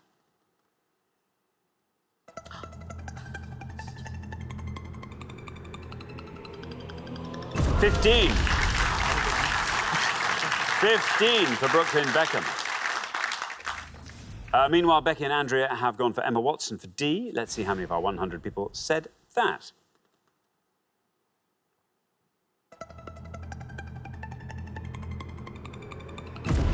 That's 40. Very well done indeed, Andrew and Richard. After one question, you're up 1-0.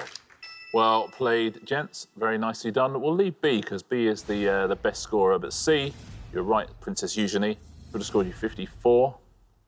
And A, the footballer whose name you couldn't remember, is Dele Alli. Would have scored you 22. And this is Canadian model. It's one of the best paid models in the world now. And it is Winnie Harlow. Oh, no. Winnie Harlow. Oh, good. Winnie Harlow, 5 points. Well done if you said that at home.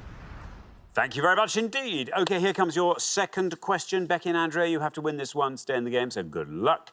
Our second question today is all about Vienna. Richard. 5 clues now to facts related to the city of Vienna. Let's reveal the 5 clues. Here they come.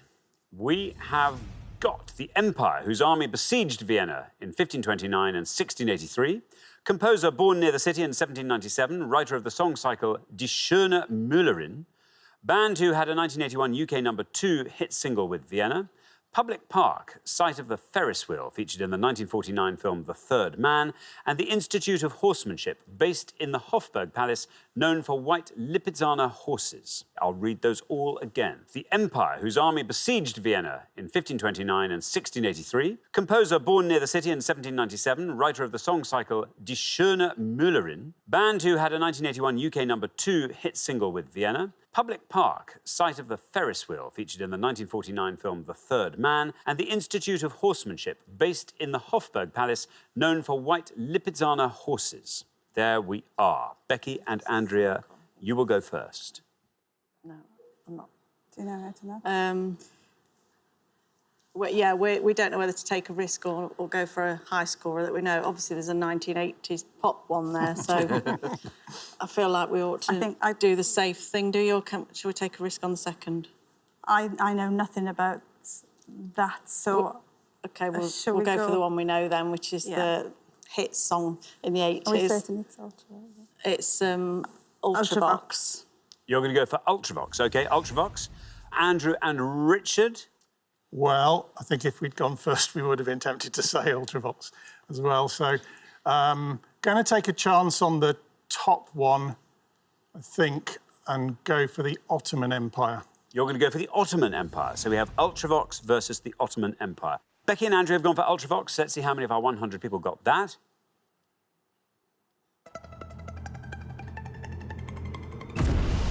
$54.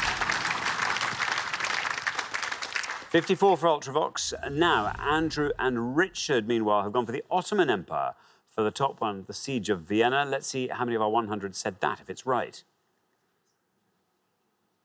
It is right. Well done. And it wins you the point. There we are. That wins you the point, and it means Andrew and Richard, very well done indeed. After only 2 questions, you are through to the final 2-0, and it's good night Vienna for Becky and Andrea. And as so often in this game, someone goes for the safe answer, the other team forced into going for something riskier, and almost always the riskier answer wins the point. It's happened here. The composer, I wonder if you know this one. Well, my guess is going to be is Franz Schubert. He's the great leader writer.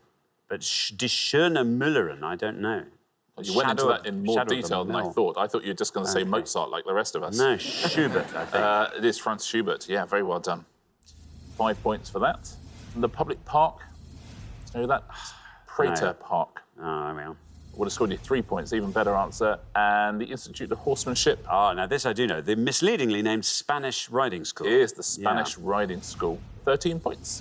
Thank you very much indeed. Well, the pair leaving us at the end of the head-to-head round, Becky and Andrea. You've played so well today. It's been great having you on the show. And you'll be back next time, which is good news for all of us. And I have every faith in that you'll go one step further. So let's hope so. Thanks so much, though, meanwhile. Becky and Andrea. Thank you. But for Andrew and Richard, it is now time for our Pointless Final. Congratulations, Andrew and Richard. You fought off all the competition and you have won our coveted Pointless Trophy.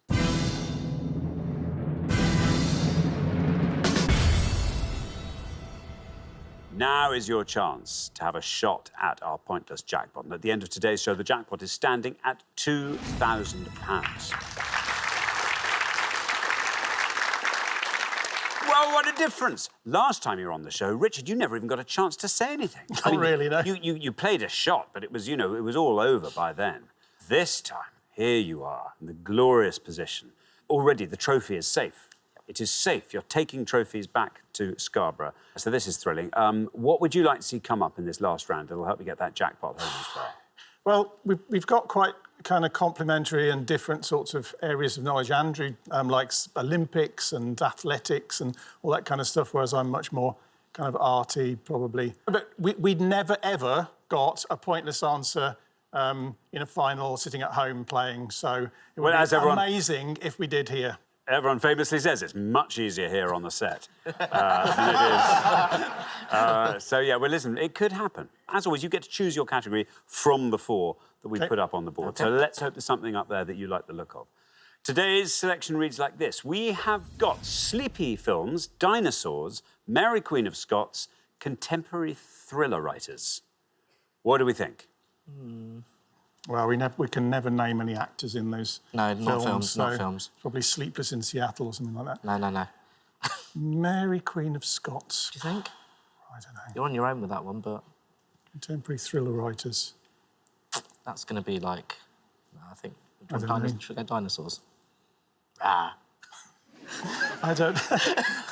You've shocked me into it. I don't know. Yeah, go on. Yeah, dinosaurs. OK, dinosaurs. OK, dinosaurs. Good. It's been on there for a while, dinosaurs. And it's a it's a category I like, and I know lots and lots of kids love dinosaurs as well, so hopefully this will be good for someone. We are taking all of our questions from the Natural History Museum's Dino Directory, and we are looking for any dinosaur that is in that directory with a name beginning with A, any dinosaur with a name beginning with S, or any dinosaur with a name beginning with T, please. That's on that list as of March 2019. Just in case they discover one in the meantime. Just in case. OK, thank you very much indeed, Richard. Now, as always, you've got up to a minute to come up with 3 answers. All you need to win that jackpot is for just one of your answers to be pointless. Are you ready? Yep. Let's put 60 seconds up on the clock. There they are. Your time starts now. Well... Stegosaurus. Yeah, the obvious ones we're going to have to go for, I Tyrannosaurus think. Rex. Anything with A? Ankylosaurus. Go for it. That sounds good. We like that. Pterodactyl. Is that a T? T? Yeah. Oh, no, is that PT? PT, isn't it? Pterodactyl, yeah. What did you say, Ankylosaurus? I don't know, yeah. I was hoping that... Alio, there's an Alio something. Alio...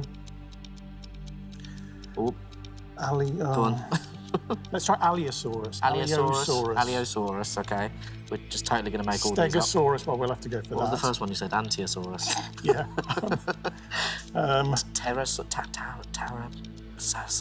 Think Jurassic Park. I can't think. What were those? No, we're... 10 seconds left. Yeah, no, we were useless at this. We always are. So Antiosaurus, Aliosaurus, and Tyrannosaurus, or Stegosaurus. OK, there we are. Sounds like you've arrived at your 3 and our minute is up at 1 and the same time. What are you going to go for? Well, we'll say... It'd be nice to have a correct answer, so we'll say Stegosaurus. Stegosaurus. And then we'll go Aliosaurus. Aliosaurus. And Antiosaurus. And Antiosaurus. And let's do a Stegosaurus sandwich. OK, very good. So which do you think is your best shot at a pointless answer? So Aliosaurus we'll put last, Antiosaurus we put first. Stegosaurus goes in as the filling. Very nice. OK, well, let's put those answers up on the board in that order then, and here they are. We have got Antiosaurus, Stegosaurus, Aliosaurus. Good luck. If you were to win that jackpot of £2 grand, what would you like to do with it? I think we're going to Cyprus in 3 weeks' time. So there's a really nice boat that we like to go on. So a boat trip for everybody that's going. There's a few of us, and it's a little expensive. That would be lovely, wouldn't it? Perfect. Well, let's hope one of these answers will win that jackpot for you. Antiosaurus was your first answer. You totally made this up, but you never know. It sounded like it might be a real thing. And it sort of has a ring of truth about it. Antiosaurus, let's find out for £2,000 if it really is a dinosaur and if anyone said it. Oh. So I was just hedging my bets there, just in case it turned out to be a real thing. But it didn't, I'm afraid. So 100 points for that one. Your next answer was Stegosaurus. You totally didn't make this one up. This is a real dinosaur. Let's find out how many of our 100 people said it. For £2,000, might it be pointless? Stegosaurus. It's right. Antiosaurus was incorrect. Stegosaurus, 62. Wow, that is a known dinosaur. Yeah. OK, your third and final answer was the Aliosaurus. Let's find out if that's a correct answer in the first instance and a pointless answer in the second instance. Because if it is both of those things, you will win £2,000. Let's see what happens. Aliosaurus. Is it right? No. Oh, no! That would have been just perfect, wouldn't it? Unfortunately, you didn't manage to find that all-important pointless answer, so I'm afraid you don't win today's jackpot. It's been great having you on the show. And you each, of course, get a pointless trophy to take home with you back to Scarborough. Richard? Yeah, so it was fun, though, wasn't it? Well, yeah, I like that, and I hope people have played along at home as well. I find myself now in the position where I'm going to have to read out lots of names of dinosaurs, which could go very, very badly. There is an Allosaurus. An Aliosaurus. Yes. That would have scored 19 points, though. Okay. That was actually the highest scorer of all the A's, the Allosaurus. I should really read out the ones that score points, but I can't even pronounce any of those as well, so I'm afraid I'm not going to do you great justice here. But I'll show you some of the pointless answers here. Of course, the Albertosaurus. They found it in Alberta. That's why it's called the Albertosaurus. The Ankylosaurus, The Archaeoceratops, the Avemimus was a pointless answer. Well done if you said any of those. Next lot, the Shamosaurus, not a real dinosaur. I'm just saying. Sinraptor. Oh, if you're dear, a dinosaur, dear. you'd want to be called a Sinraptor, wouldn't you? Yeah. It means Chinese plunderer. Sinraptor. Stenopolix and the Suchomimus. Let's take a look, shall we now, at the last category. Here we go. There's the Thescelosaurus. Of course there's the Thescelosaurus. There's the Qingdaosaurus. There is the Chuyangosaurus there. Don't laugh, because imagine if you had to do this. The longer this takes, I'm just holding up the news, you know that. And I think that's the Tylocephali at the end. The Tylocephali. Those are all pointless answers. Very well done if you pronounced any of those at home. That's terrific work. There we are. Thank you. Richard, that's great. And thank you, Andrew and Richard. I'm sorry you didn't win our jackpot today. That will therefore roll over onto the next show, when we will be playing for £3,000. Join us then to see if someone can win it. Meanwhile, it's goodbye from Richard. Goodbye. And it's goodbye from me. Goodbye.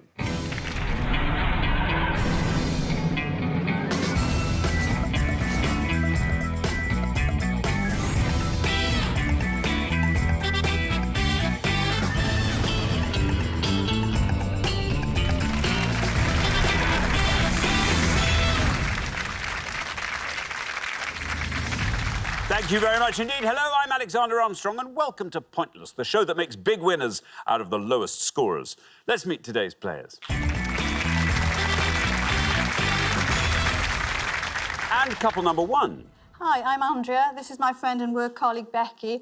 We're from Nottingham, but I'm originally from Llanelli in South Wales. Couple number two. Hi, I'm Caroline. This is my friend Meg, and we're from Cambridge. Couple number three. Hi, I'm Mick. This is my wife Jane. We're from Chesterfield in Derbyshire. And finally, couple number four. Hi, I'm Blake. This is my partner Richard, and we are from Worthing in West Sussex. And these are today's contestants. Thank you very much, all of you. A very warm welcome to Pointless. Lovely to have you with us. That just leaves one more person for me to introduce, a gout-ridden mad king here to lord it over you, his loyal subjects. It's my Pointless friend, it's Richard. Hello. Hey, everybody. Afternoon. Good afternoon. Good afternoon to Familiar lineup today. Three pairs returning. Becky and Andrea, you've got all the way through to the head-to-head. Very well done. Hopefully you can go one step further today. Meg and Caroline, they got knocked out in round one. Yeah. Ooh. No, Ooh. A lot of pressure. A lot of it. It'll be fine. I think it'll be fine. We also welcome back the mighty beards of Worthing there on podium 4. Welcome back, gents. And just one new pair, Mick and Jane. They seem nice. I think they do seem nice. They seem fine Chesterfield folk. Yes. That's what I think. Exactly. I've got good news for everyone, though, which is Andrew and Richard failed to win the jackpot last time. Oh. I know, what a shame. Well, like you care. We're going to add another £1,000 to that, so today's jackpot starts off at £3,000. There we are. Very well done. Right, if everyone's ready, let's play Pointless.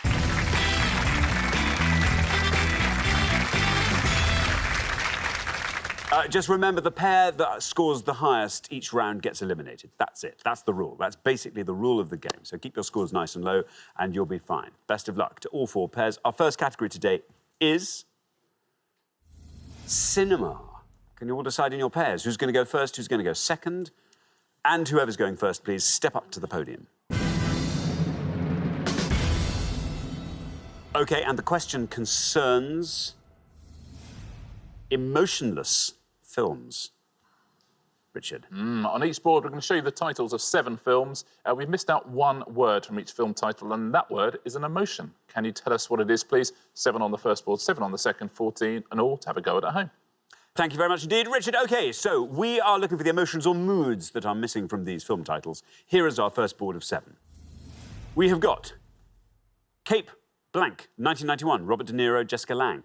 Under Blank, 2000, Morgan Freeman, Gene Hackman. Blank and Prejudice, 2005, Keira Knightley, Matthew McFadden.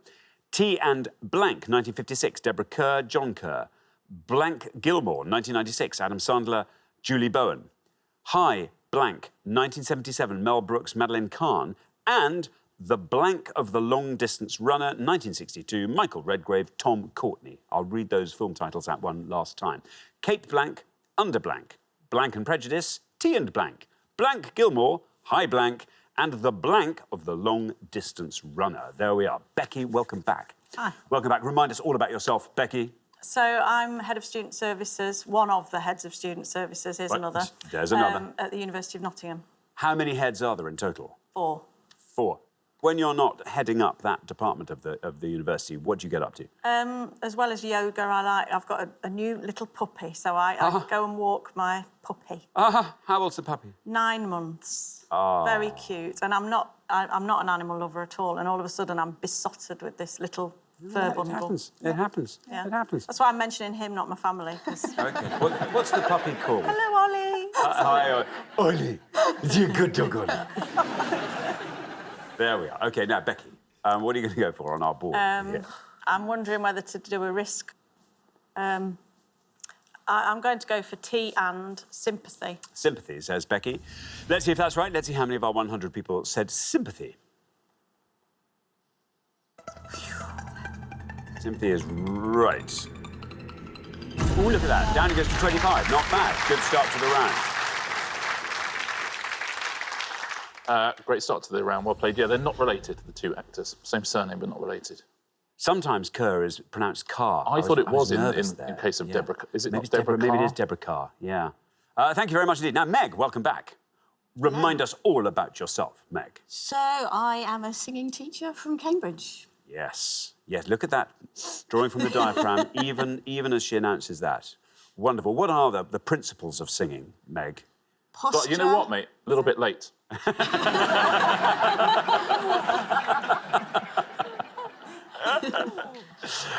Yes, posture. So you need to have a good posture. Good. Imagine that there's an invisible thread holding your head up so you can take a really big breath. And breathing is the most important thing in singing. There we are. What about that? Fantastic posture. What sort of singing do you actually do when you're not teaching?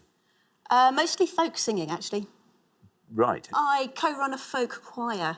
That's fun. How many of you are there in the choir? It's about 40 of us. That's an enormous folk choir. Very good. Now, Meg, what are you going to go for on this board? So there's one that I definitely do know, and there's one that is slightly more risky. Let's go for it. I'm going to go for the less safe one. I'm going to go for Cape Fear. Cape Fear. OK, let's see how many of our 100 people said Cape Fear. It's right. Down it goes to 56. Not bad. 56 for Cape Fear. I like that was the risky one. Yeah. Yeah, the original version of that was Robert Mitchum and Gregory Peck, and they actually both have very small parts in this film as well, the Scorsese one. Thank you very much, Richard. Now then, Jane, welcome to Pointless. Great to have you here from Chesterfield. Tell us all about yourself, Jane. I'm an accountant by trade, but currently I work in a plastics factory doing the office manager, accounts manager. And what are your interests, Jane? I like going to the theatre. We like musicals. I like travel. I have 8 godchildren, and their children are a dear passion to me. Oh. I love my grand godchildren, as I call them. Lovely. OK, so, Jane, what would you like to go for on this board? I think there's only 2 I know on there at the moment, and one's really obvious. So I'm not going to go for that one. I'm going for Happy Gilmore. Happy Gilmore, says Jane. Let's see how many of our 100 people said Happy Gilmore. Happy Gilmore is right. 56 is our high score, and you pass it. There you are. 47 is where you end up with Happy Gilmore. Very well done. Well played, Jane. Yeah, Adam Sandler as an ice hockey player who becomes a champion golfer. It's a good film, Happy Gilmore. It's very stupid, but it's a good film. Thank you very much, Richard. Richard, welcome back, Richard. Thank you. Remind us all about yourself. Well, I'm a co-owner of a gift balloon card stationery shop in West Sussex, near Worthing. See, I just think that's amazing. I'm just picturing it there. Stormy seas beyond. There you are, turning the thing, saying, sorry, we're closed, to, yes, we're open. Richard, as I came down the line, said hello to everyone, I noticed your beard's got the most incredible sheen. What are you using on that? Beard oil. Seriously? Yeah. Beard oil. Also the sea spray and all of that. I should think that That's, must be it. That toughens it up, doesn't it? That toughens. I should think it does. Excellent. Now, Richard, this board is all yours. Do you feel like talking us through it and filling in all those blanks? Do you know what? I would love to. And if cinema was my speciality, I would do. Obviously, this third one down is Pride and Prejudice. I'm going to go for the second one down and go Under Pressure. Under Pressure. Under Pressure for the Morgan Freeman, Gene Hackman one. Let's see if that's right. Let's see how many of our 100 people said pressure.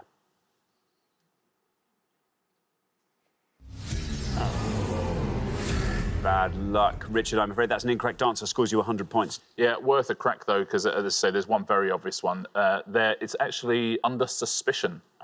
Under Suspicion. It would have scored you 1 point. Well done if you said that at home. But if you had gone for Pride and Prejudice, it would have scored you 88 points. So actually, you haven't done that much damage, is the truth.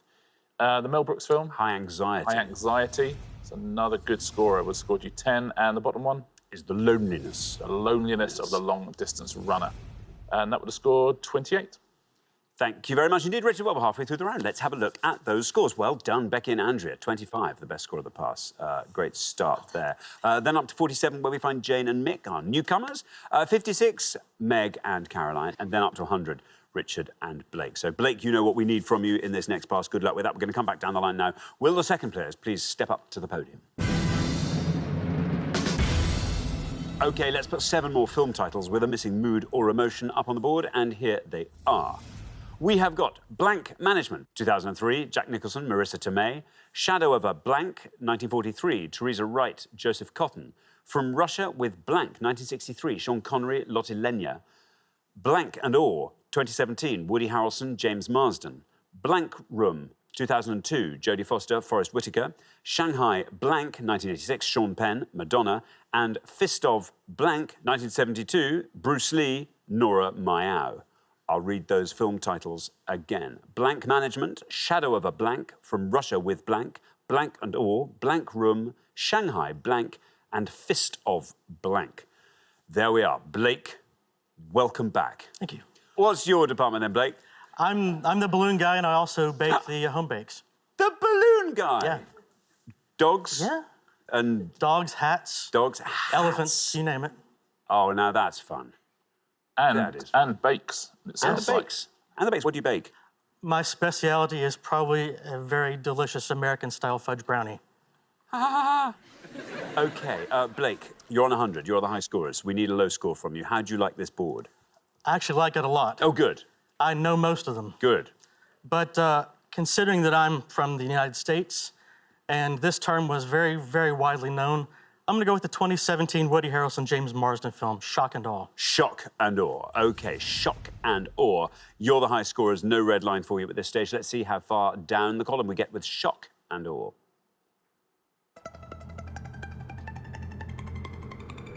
It's a good score, 25, equaling our lowest score so far. Shock and Awe, 125 is your total.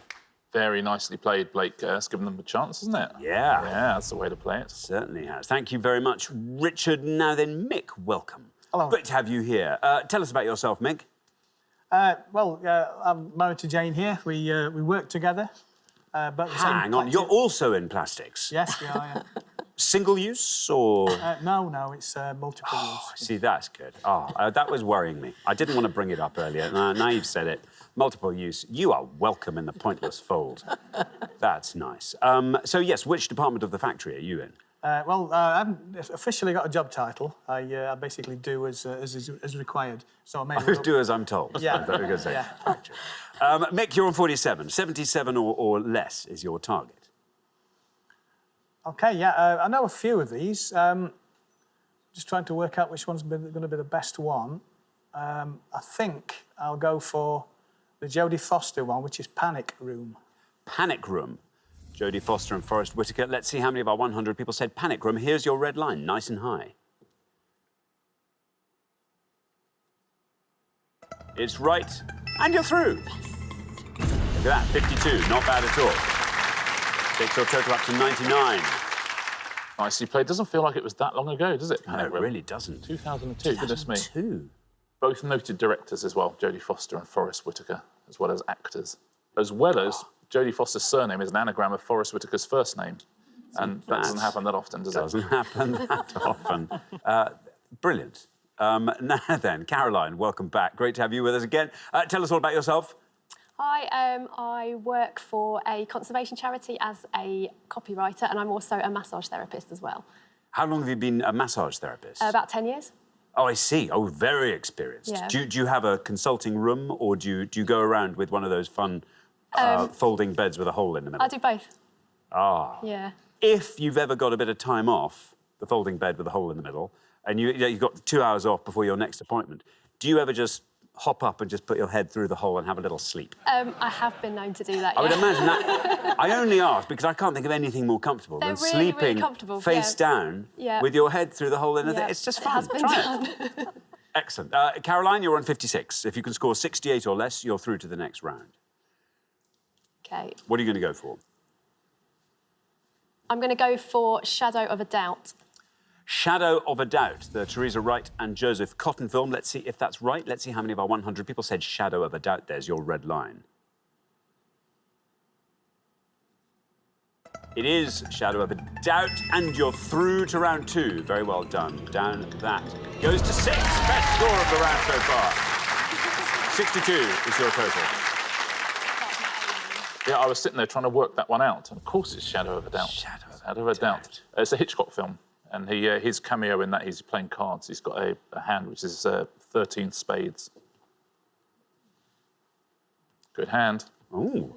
Well, heavens to Betsy. Yeah. Thank you very much indeed. Now, Andrea, welcome back. From Llanelli originally. I am originally from Llanelli. My mum was really cross because I didn't say Llanelli last time, so I had to remember to get it in this time. Well done. So well, hello, Llanelli. Llanelli, hello. We've got Llanelli in a few times Well now. pronounced. Well, it's not. My wife's Welsh, you see. Oh. I couldn't get away with not saying that properly. So, 25 is your score, which means 99 or less Okay. keeps you in the game. Okay. So, I mean, that's just a gimme. Do you want to talk us through the board here? So I'm not a big cinema person. I assume the top one must be Anger Management, From Russia with Love, and I think the Madonna one is Shanghai Surprise.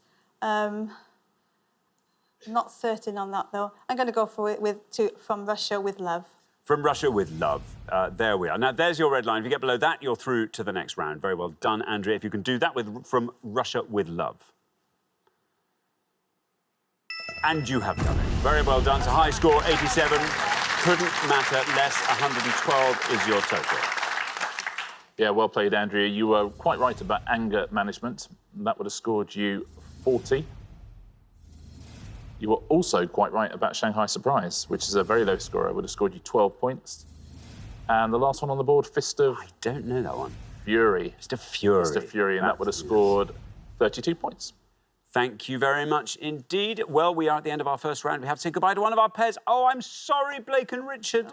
I'm so sorry. We have to say goodbye to you. It's been fabulous having you on both shows, but I'm afraid we never saw you into the head-to-head, which could have happened this time. Anyway, thanks so much for playing, Blake and Richard. But for the remaining 3 pairs, it's now time for round 2.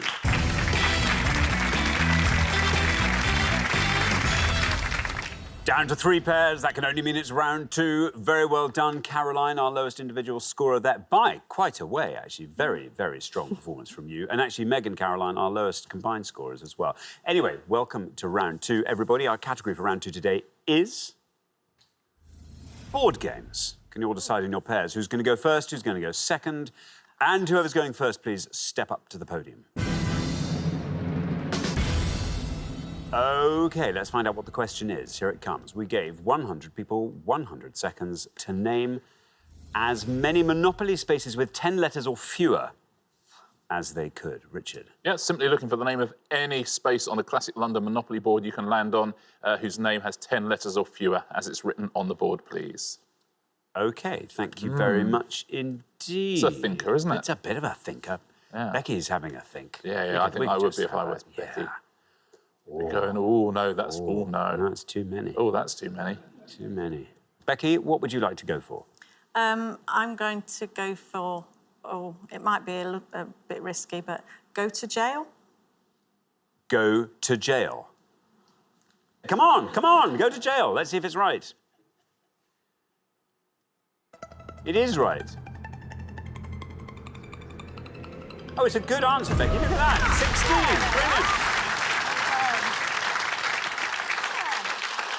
Brilliant. Yeah, 8 letters. It's sometimes nice to go to jail in Monopoly just to have a bit of time out of the game. Yeah, absolutely. Thank you very much, Richard. Now, Caroline. I don't know. I don't really play Monopoly, but I'm going to go for Park Lane. Park Lane, says Caroline. OK, let's see how many of our 100 people said Park Lane.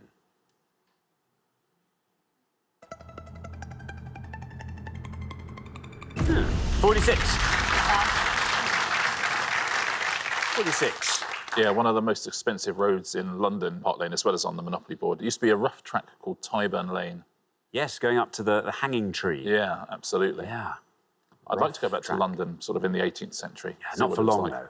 Yeah. Not for long, you're quite right. Thank you very much. Now, Jane. Right, I'm going to go for Bow Street. Bow Street, says Yes. Jane. Let's see how many of our 100 people said Bow Street. Well, 46 is the highest score, and you pass it. Down goes Bow Street to 18. Look at that. Very well done indeed. 9 letters in Bow Street. There's a place in London which is Bow, and that's got nothing to do with Bow Street. No. Bow Street is actually to do with the shape of the street. Yeah. Yeah.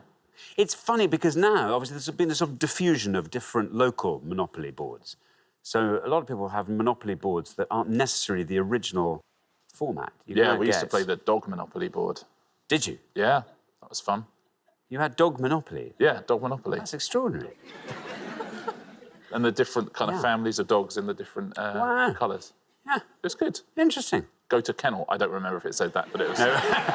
Go to bed. It would make sense, wouldn't it? Surely. Surely. Yeah, interesting. And but you didn't buy properties, you weed on them. That was how you... That's how you showed they were yours. That's nice. That's nice. Thank you very much, Richard. Well, we're halfway through the round. Let's have a quick look at those scores. 16, the best score of the past, Becky. Very well done indeed. Go to jail. Brilliant answer there. 18 is where we find Jane and Mick, and then up to 46, Caroline and Meg. So a little bit ahead there, Meg. Let's have a nice low score from you in the next pass. Good luck with that. We're going to come back down the line. Will the second players please step up to the podium? OK, Mick, remember, we're looking for any space on the Monopoly board with 10 letters or fewer in its name. I will go for Super Tax. Super Tax. Half a noise from the audience there. Super Tax says, Mick, here is your red line. Let's see if you can get below that with Super Tax. How many of our 100 people said it? Is right. Oh, that's good, Mick. Very well done indeed. Down it goes to 5. Look at that. 23 is your total. Beautifully played. Very well done, Super Tax. 8 letters. OK, now, Meg, you're the high scorers still, so we need a low score from you.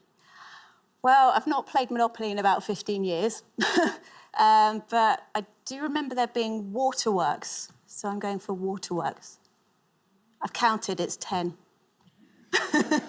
Oh, sailing close to the wind there, Meg. OK. No red line for you as you're the high scorers, but waterworks. Let's see if that's right. Let's see how many of our 100 people said waterworks.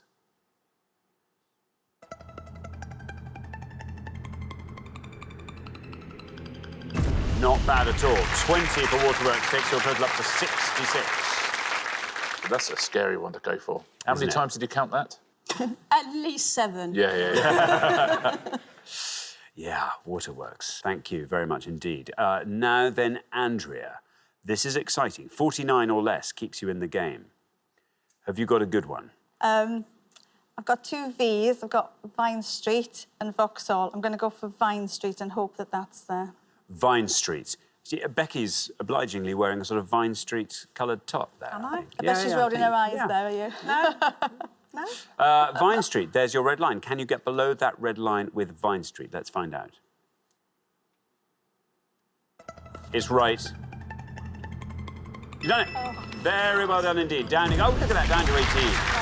Absolutely fantastic. Takes your trip up to 34.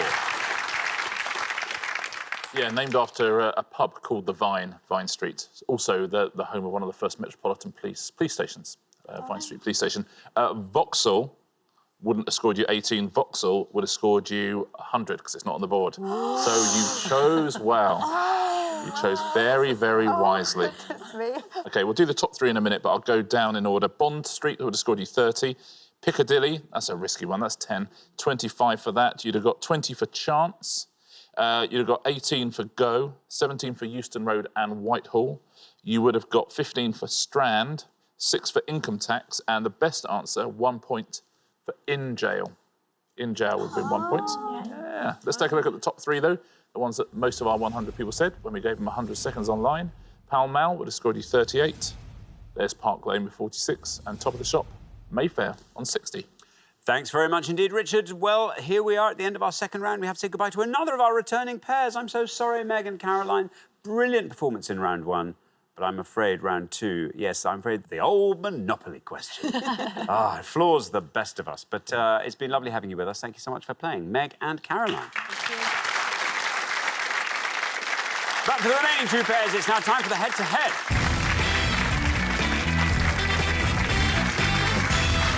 Congratulations, Mick and Jane, Becky and Andrea. You're now 1 step closer to the final and a chance to play for that jackpot, which currently stands at £3,000. And you play as teams now. First pair to win 2 questions will be playing for that jackpot. Can I just say, Andrea, I've just realised the pattern on your dress is sort of like 2 Ronnies. Oh. It's good.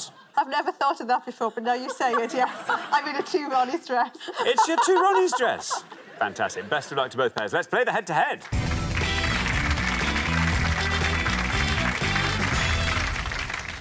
Here is your first question, and it concerns people with theatres named after them. Richard. We're going to show you 5 famous faces now. They've all had a theatre named after them somewhere in the UK, but who are they, please? Thank you very much indeed. Let's reveal our 5 people who've had theatres named after them, and they are... A...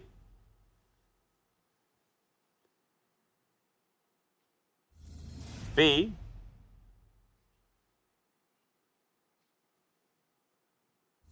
C...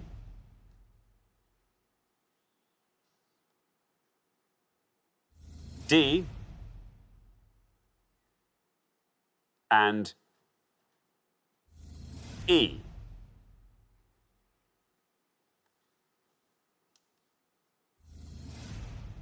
There we are. 5 people who've had theatres named after them. Mick and Jane, you're going to go first, so feel free to confer. Do you know John Gielgud's he's Larry, and do you not know CRD? We'll have to go for John Gielgud then. After a brief discussion, we'll go for B, which we believe is John Gielgud. B, John Gielgud, say Mick and Jane. OK, now, Becky and Andrea, over to you.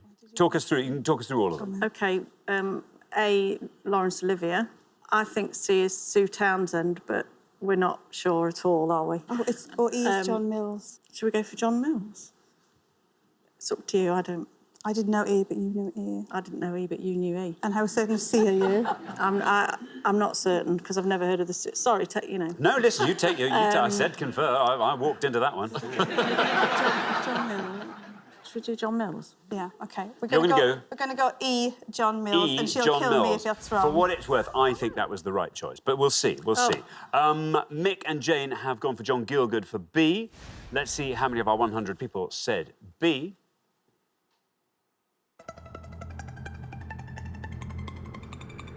B is absolutely right. 35. 35 for Gielgud. You have gone for John Mills for E. Let's see if that's right. Let's see how many of our 100 people said John Mills. John Mills is right. It's got to beat 35. And it does. Very well done indeed. 30. 30 for John Mills. Very well done indeed. That means after one question, you are up 1-0. Yeah, the Gielgud Theatre in London, of course, the John Mills Theatre is in Ipswich. We'll fill in this ball. We'll leave C to the end because C is a pointless answer.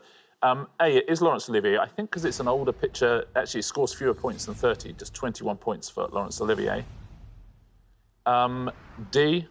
Is Harold Pinter. It is Harold Pinter. would have scored you 1 point as well. It's a terrific answer. One of our 100 said Fred Dinage, who should have a theatre named after him. And C is a pointless answer. Very well done at home, or say you're from Leicester. Oh, right, yeah. Sue Townsend. It's Sue Townsend. Would have added £250 to the jackpot as well. Oh, very well done. It would have been indeed. a very, very brave choice to go for it. Yeah. Thanks very much indeed, Richard. OK, here comes your second question. Now, Mick and Jane, you have to win this one to stay in the game, but Becky and Andrea get to answer it first, so good luck. Our second question is all about royal things. Richard. 5 clues now to things that have the word royal somewhere in their names. Thanks very much. Let's reveal the 5 royal clues, and here they come. We have got Christmas carol, traditionally sung first during the Festival of 9 Lessons and Carols at King's College, Cambridge. Name of the influential golf club founded in St Andrews in 1754. The 1964 play by Peter Schaffer that dramatises the Spanish conquest of the Inca Empire. Substance secreted by worker bees and fed to queen bee larvae. And creeping plant of the mint family used in herbal medicine. I'll read those again. Christmas carol, traditionally sung first during the Festival of 9 Lessons and Carols at King's College, Cambridge. Name of the influential golf club founded in St Andrews in 1754. The 1964 play by Peter Schaffer that dramatises the Spanish conquest of the Inca Empire. Substance secreted by worker bees and fed to queen bee larvae. And creeping plant of the mint family used in herbal medicine. There we are. Becky and Andrea will go first. Do you not know the... Yes, I knew that one. Right, name of the golf club. I don't know it. Yeah, we do that. Yeah, it is. We do that. Okay. Yes, we do that. All right. We'll have to go with the 4th one down and say royal jelly. OK, royal jelly, say Becky and Andrea. Now then, Mick and Jane, it's over to you. Can you talk us through that board? The top one, we think, once in Royal David City. Yeah. The golf club, I'm not a big golf fan, but it's something like Royal and Ancient, something like that. We'll see now. Yeah. Their answer is going to be less than once in Royal David City. Let's go for your risky one. We've got to. The Royal and Ancient? Yeah. The Royal and Ancient? The Royal and Ancient, We've say got to Mick try. and Jane. Yeah. Let's say it worth a punt anyway. So Yeah. we've got royal jelly and the Royal and Ancient. Becky and Andrea have gone for royal jelly for the substance secreted by worker bees. Let's see how many of our 100 people said royal jelly. It is royal jelly. And that goes down to 45. That goes down to 45. Mick and Jane, meanwhile, have gone for the Royal and Ancient Golf Club in St Andrews. Let's see how many of our 100 people said that. It is the Royal and Ancient. Very well done indeed, Mick. And that wins you the point. Back in the game. Down to 13. Great score as well. Which means after 2 questions, it's 1-1. This is a very good head-to-head, very well played there. It is the Royal and Ancient. Funnily enough, the top one would have won you the point as well, once in Royal David City. Yeah, would have scored 38 points. Do you know the play? Not heard of it myself. No, I'm not sure I have. It's The Royal Hunt of the Sun. Would have scored 2 points. And the creeping plant? I tried it. Is there something called a penny royal? There is. Penny royal, And it is the answer to this. There we Even are. better. Yeah. And penny royal would have scored you 8 points. Thank you very much indeed, Richard. So here is your third question. Whoever wins this one goes through to the final and plays for that jackpot. Decent jackpot, so best of luck to both pairs. Our third question today is all about culinary nuts. Ooh. Richard. Yep, we're going to show you the names of 5 of those nuts on the board, but they are in the form of anagrams, I'm afraid. Can you unscramble them? The team that gives us the lowest answer is going through to play for the jackpot. Thanks very much indeed. Let's reveal our 5 mixed nuts. And here they are. We have got Lawton, Go King, Zeal Hunt, Tuned Clan, and Et Pun. I'll read those again. Lawton, Go King, Zeal Hunt, Tuned Clan, and Et Pun. Mick and Jane, you're going to go first.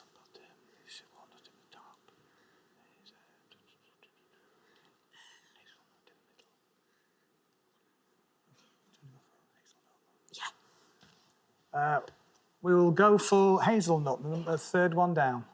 OK, you're going to go for hazelnut. Now, Becky and Andrea, do you want to talk us through the rest of that board? We know walnut at the top, we know peanut at the bottom. And we knew hazelnut. And we knew hazelnut. What we're going to go with, peanut or walnut then? We go with walnut. You're going to go with walnut. So we have got hazelnut and we've got walnut. Mick and Jane have gone for hazelnut. Let's see how many of our 100 people said hazelnut.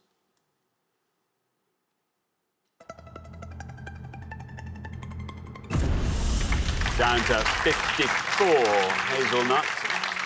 Zeal Hunt. Becky and Andrea have gone for Lawton walnut. Let's see how many of our 100 people said that. Oh, 79. Very well done indeed, Mick and Jane. After 3 questions, you're through to the final 2-1. Yeah, there were 3 big scorers up there. Peanut wouldn't have seen you 3. Peanut's a big scorer as well. We scored 84, biggest score of all. Now, Go King, people who eat Japanese food a lot might know this one. Ginkgo. I know how to pronounce it. Nuts, Ginkgo. yeah. Ginkgo. And that would have scored you 4 points. Now, this bottom one, the word nut is in it. 1 point. Very well done at home. If you said candle nut. Candle nut. Candle nut. Also known as... Never heard of it, but... Well, you have now. Wow. There we are. Thank you very much indeed, Richard. I'm afraid the pair leaving us at the end of our head-to-head round, Becky and Andrea, again, head-to-head. 2 in a row. I mean, I'm so sorry. No, we've had a lovely time. Well, so have we. It's been lovely having you here. Thank you so much for playing. I'm sorry you didn't get a sniff at the Pointless Trophy, but you played incredibly well. Becky and Andrea. Thank you. But for Mick and Jane, it's now time for our Pointless Final. Congratulations, Mick and Jane. You've seen off all the competition and you've won our coveted Pointless Trophy. Yes.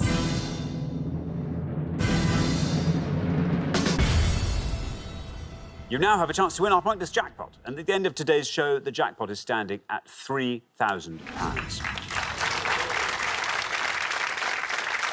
Well done. Really impressive. And it's moments like that Royal and Ancient moment where you just think, this is a good Pointless partnership here. What would you like to see come up in this last round? Musicals, football, reality shows, maybe. What about you? Anything, really. Whatever's there, we'll take it on. OK, I like that attitude. Good luck. Well, the 4 things are going to appear on this board. Let's hope something appeals to you. Today's selection is Wolfgang Amadeus Mozart, Portuguese football, astronauts, non-Harry Potter films by Harry Potter stars. Astronauts. Do you think? Yeah, to be honest, I grew up with the space race, so the 60s and 70s. So I'm slightly tempted by astronauts, but what do you think? Yeah, I think we should go for astronauts. Yes. Nothing else. Let's do astronauts, yes, please. Astronauts. Here we go. I tell you what a class act Mick is. He's literally going, he's looked at that going, right, I definitely want to do astronauts. He's going, anything else take your fancy there? And Jane is no fool. She's going, I think we'll do astronauts. Looking for any of the following 3, please. The first one might not suit you, but the second 2 might. So we're looking for the cast of the 2018 film First Man, according to IMDb. We are looking for any astronaut who has been inducted into the US Astronaut Hall of Fame as of March 2019, and the countries that have been represented on the International Space Station by the end of 2018, please. So we're looking for the cast of the 2018 film First Man. We are looking for any astronaut who has been inducted into the US Astronaut Hall of Fame and the countries that have been represented on the International Space Station. Wish you the very best of luck. Thanks very much, Richard. As always, you've got up to 1 minute to come up with 3 answers. All you need to win that jackpot is for just 1 answer to be pointless. You don't have to answer all 3 categories. Focus on whichever categories you like the look of. Are you ready? Yes. Yeah. OK, let's put 60 seconds up on the clock. There they are. Your time starts now. Astronauts in the Hall of Fame. The Team Guys, Jim Lovell. Yeah, but they're not going to be pointless, are they? Fred Hayes might be. Conrad Bean. Oh, who's that? Conrad Bean. That's the right name I remember. What about any of the other Apollo? Buzz Aldrin. No. Collins. Michael Collins. Yeah. Who was that Bean? Conrad Bean. I've never heard of him. There was Conrad Bean. Ed White. He's another one. Conrad Bean, Ed White. Yeah. And what was the other one you said? Fred Hayes. No, not Fred Hayes. Michael Collins. Michael Collins. Yeah. Should we try those? Yeah. They seem all right. Yeah, I don't think we're going to get any better, so we'll... They seem fine to me. Stopping the clock. OK, there we are. Let's dive straight in. So, tell me those answers again. We're going for Michael Collins. Michael Collins. Conrad Bean. Conrad Bean. And the other one was Ed White. Ed White. And they're all in the middle category. Astronauts Yes. in the US Astronaut Hall of Fame. OK, of those three, which is your best shot at a pointless answer, Judy? Well, seeing as Jane had never heard of it, I'll probably go for Ed White. OK, Ed White we'll put last. I've not heard of Conrad Bean either. Least likely to be pointless? Conrad Bean. Conrad Bean we'll put first. And then... Michael Collins. Michael Collins goes in the middle. OK, well, let's put those answers up on the board in that order then. And here they are. We have got Conrad Bean, Michael Collins, Ed White. From where I'm standing, they look like fantastic answers, but obviously I know nothing. One of those could be pointless and could win you that jackpot. What would you like to do with £3 grand? What a nice prize to be taking home. Oh, definitely towards a holiday. Yeah, we enjoy travelling. Very good. Mick, how about you? Anything you want to add to that? It's just travel and just enjoying ourselves, really. Well, fingers crossed. Let's hope one of these answers will win that jackpot for you. In all three cases, we were looking for astronauts in the US Hall of Fame. Your first answer was Conrad Bean. This is the one you thought was probably least likely to be pointless. But if Conrad Bean is pointless, you leave with £3,000. Let's see how many of our 100 people said Conrad Bean. Oh, no. Looks like Beanie didn't make the cut-off. Didn't make it into the Hall of Fame, I'm afraid. OK, let's not dwell on that. Let's move on to your second answer, Michael Collins. Again, we're looking for astronauts in the US Hall of Fame. If Michael Collins is pointless, £3,000 will be yours. How many people said it? Michael Collins. It's right. Conrad Bean was an incorrect answer. Michael Collins now takes us down through the teens, and we're into single figures. Down we go with Michael Collins still going down to 2.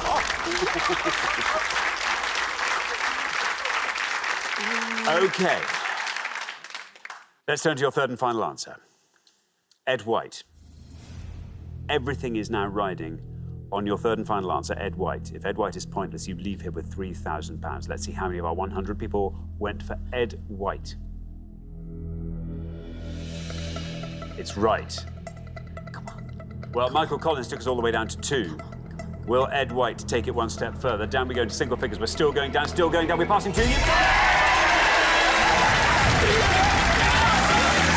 Very well done. Brilliant. Very well done.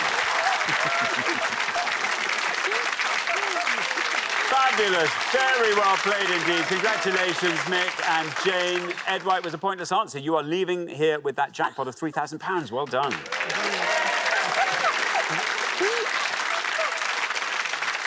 That was beautifully done. Well done. We love seeing the pointless answer one on a bit of specialist knowledge as well. That's terrific. Not Conrad Bean, Alan Bean was a pointless answer.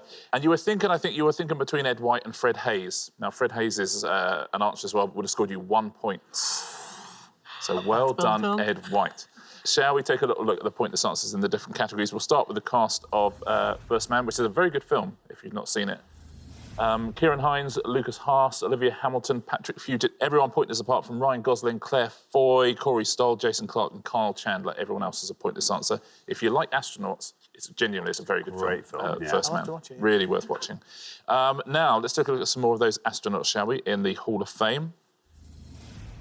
Edgar Mitchell, there's Michael Fold. Now, Pete Conrad, who was, he's the answer to my favourite ever quiz question, which people always get wrong, was who's the third man to walk on the moon? People always say Michael Collins, but it's Pete Conrad. And Sally Ride, also a pointless answer. Everyone there pointless apart from Neil Armstrong, Buzz Aldrin, John Glenn, Alan Shepard, Gus Grissom, Jim Lovell, Michael Collins, Fred Hayes and Gene Cernan. Everyone else is a pointless answer. Now, those countries that have had astronauts on the International Space Station, 5 pointless answers here. Belgium, Denmark, Malaysia, South Korea and South Africa was the other pointless answer there. Very well done if you've got any of those at home. And congratulations in the studio. Great work. Thanks very much, Richard, and thanks once again to our winning players, Mick and Jane, who take away today's jackpot of £3,000. Join us next time when we'll be putting more obscure knowledge to the test on Pointless. Meanwhile, it's goodbye from Richard. Goodbye. And it's goodbye from me. Goodbye.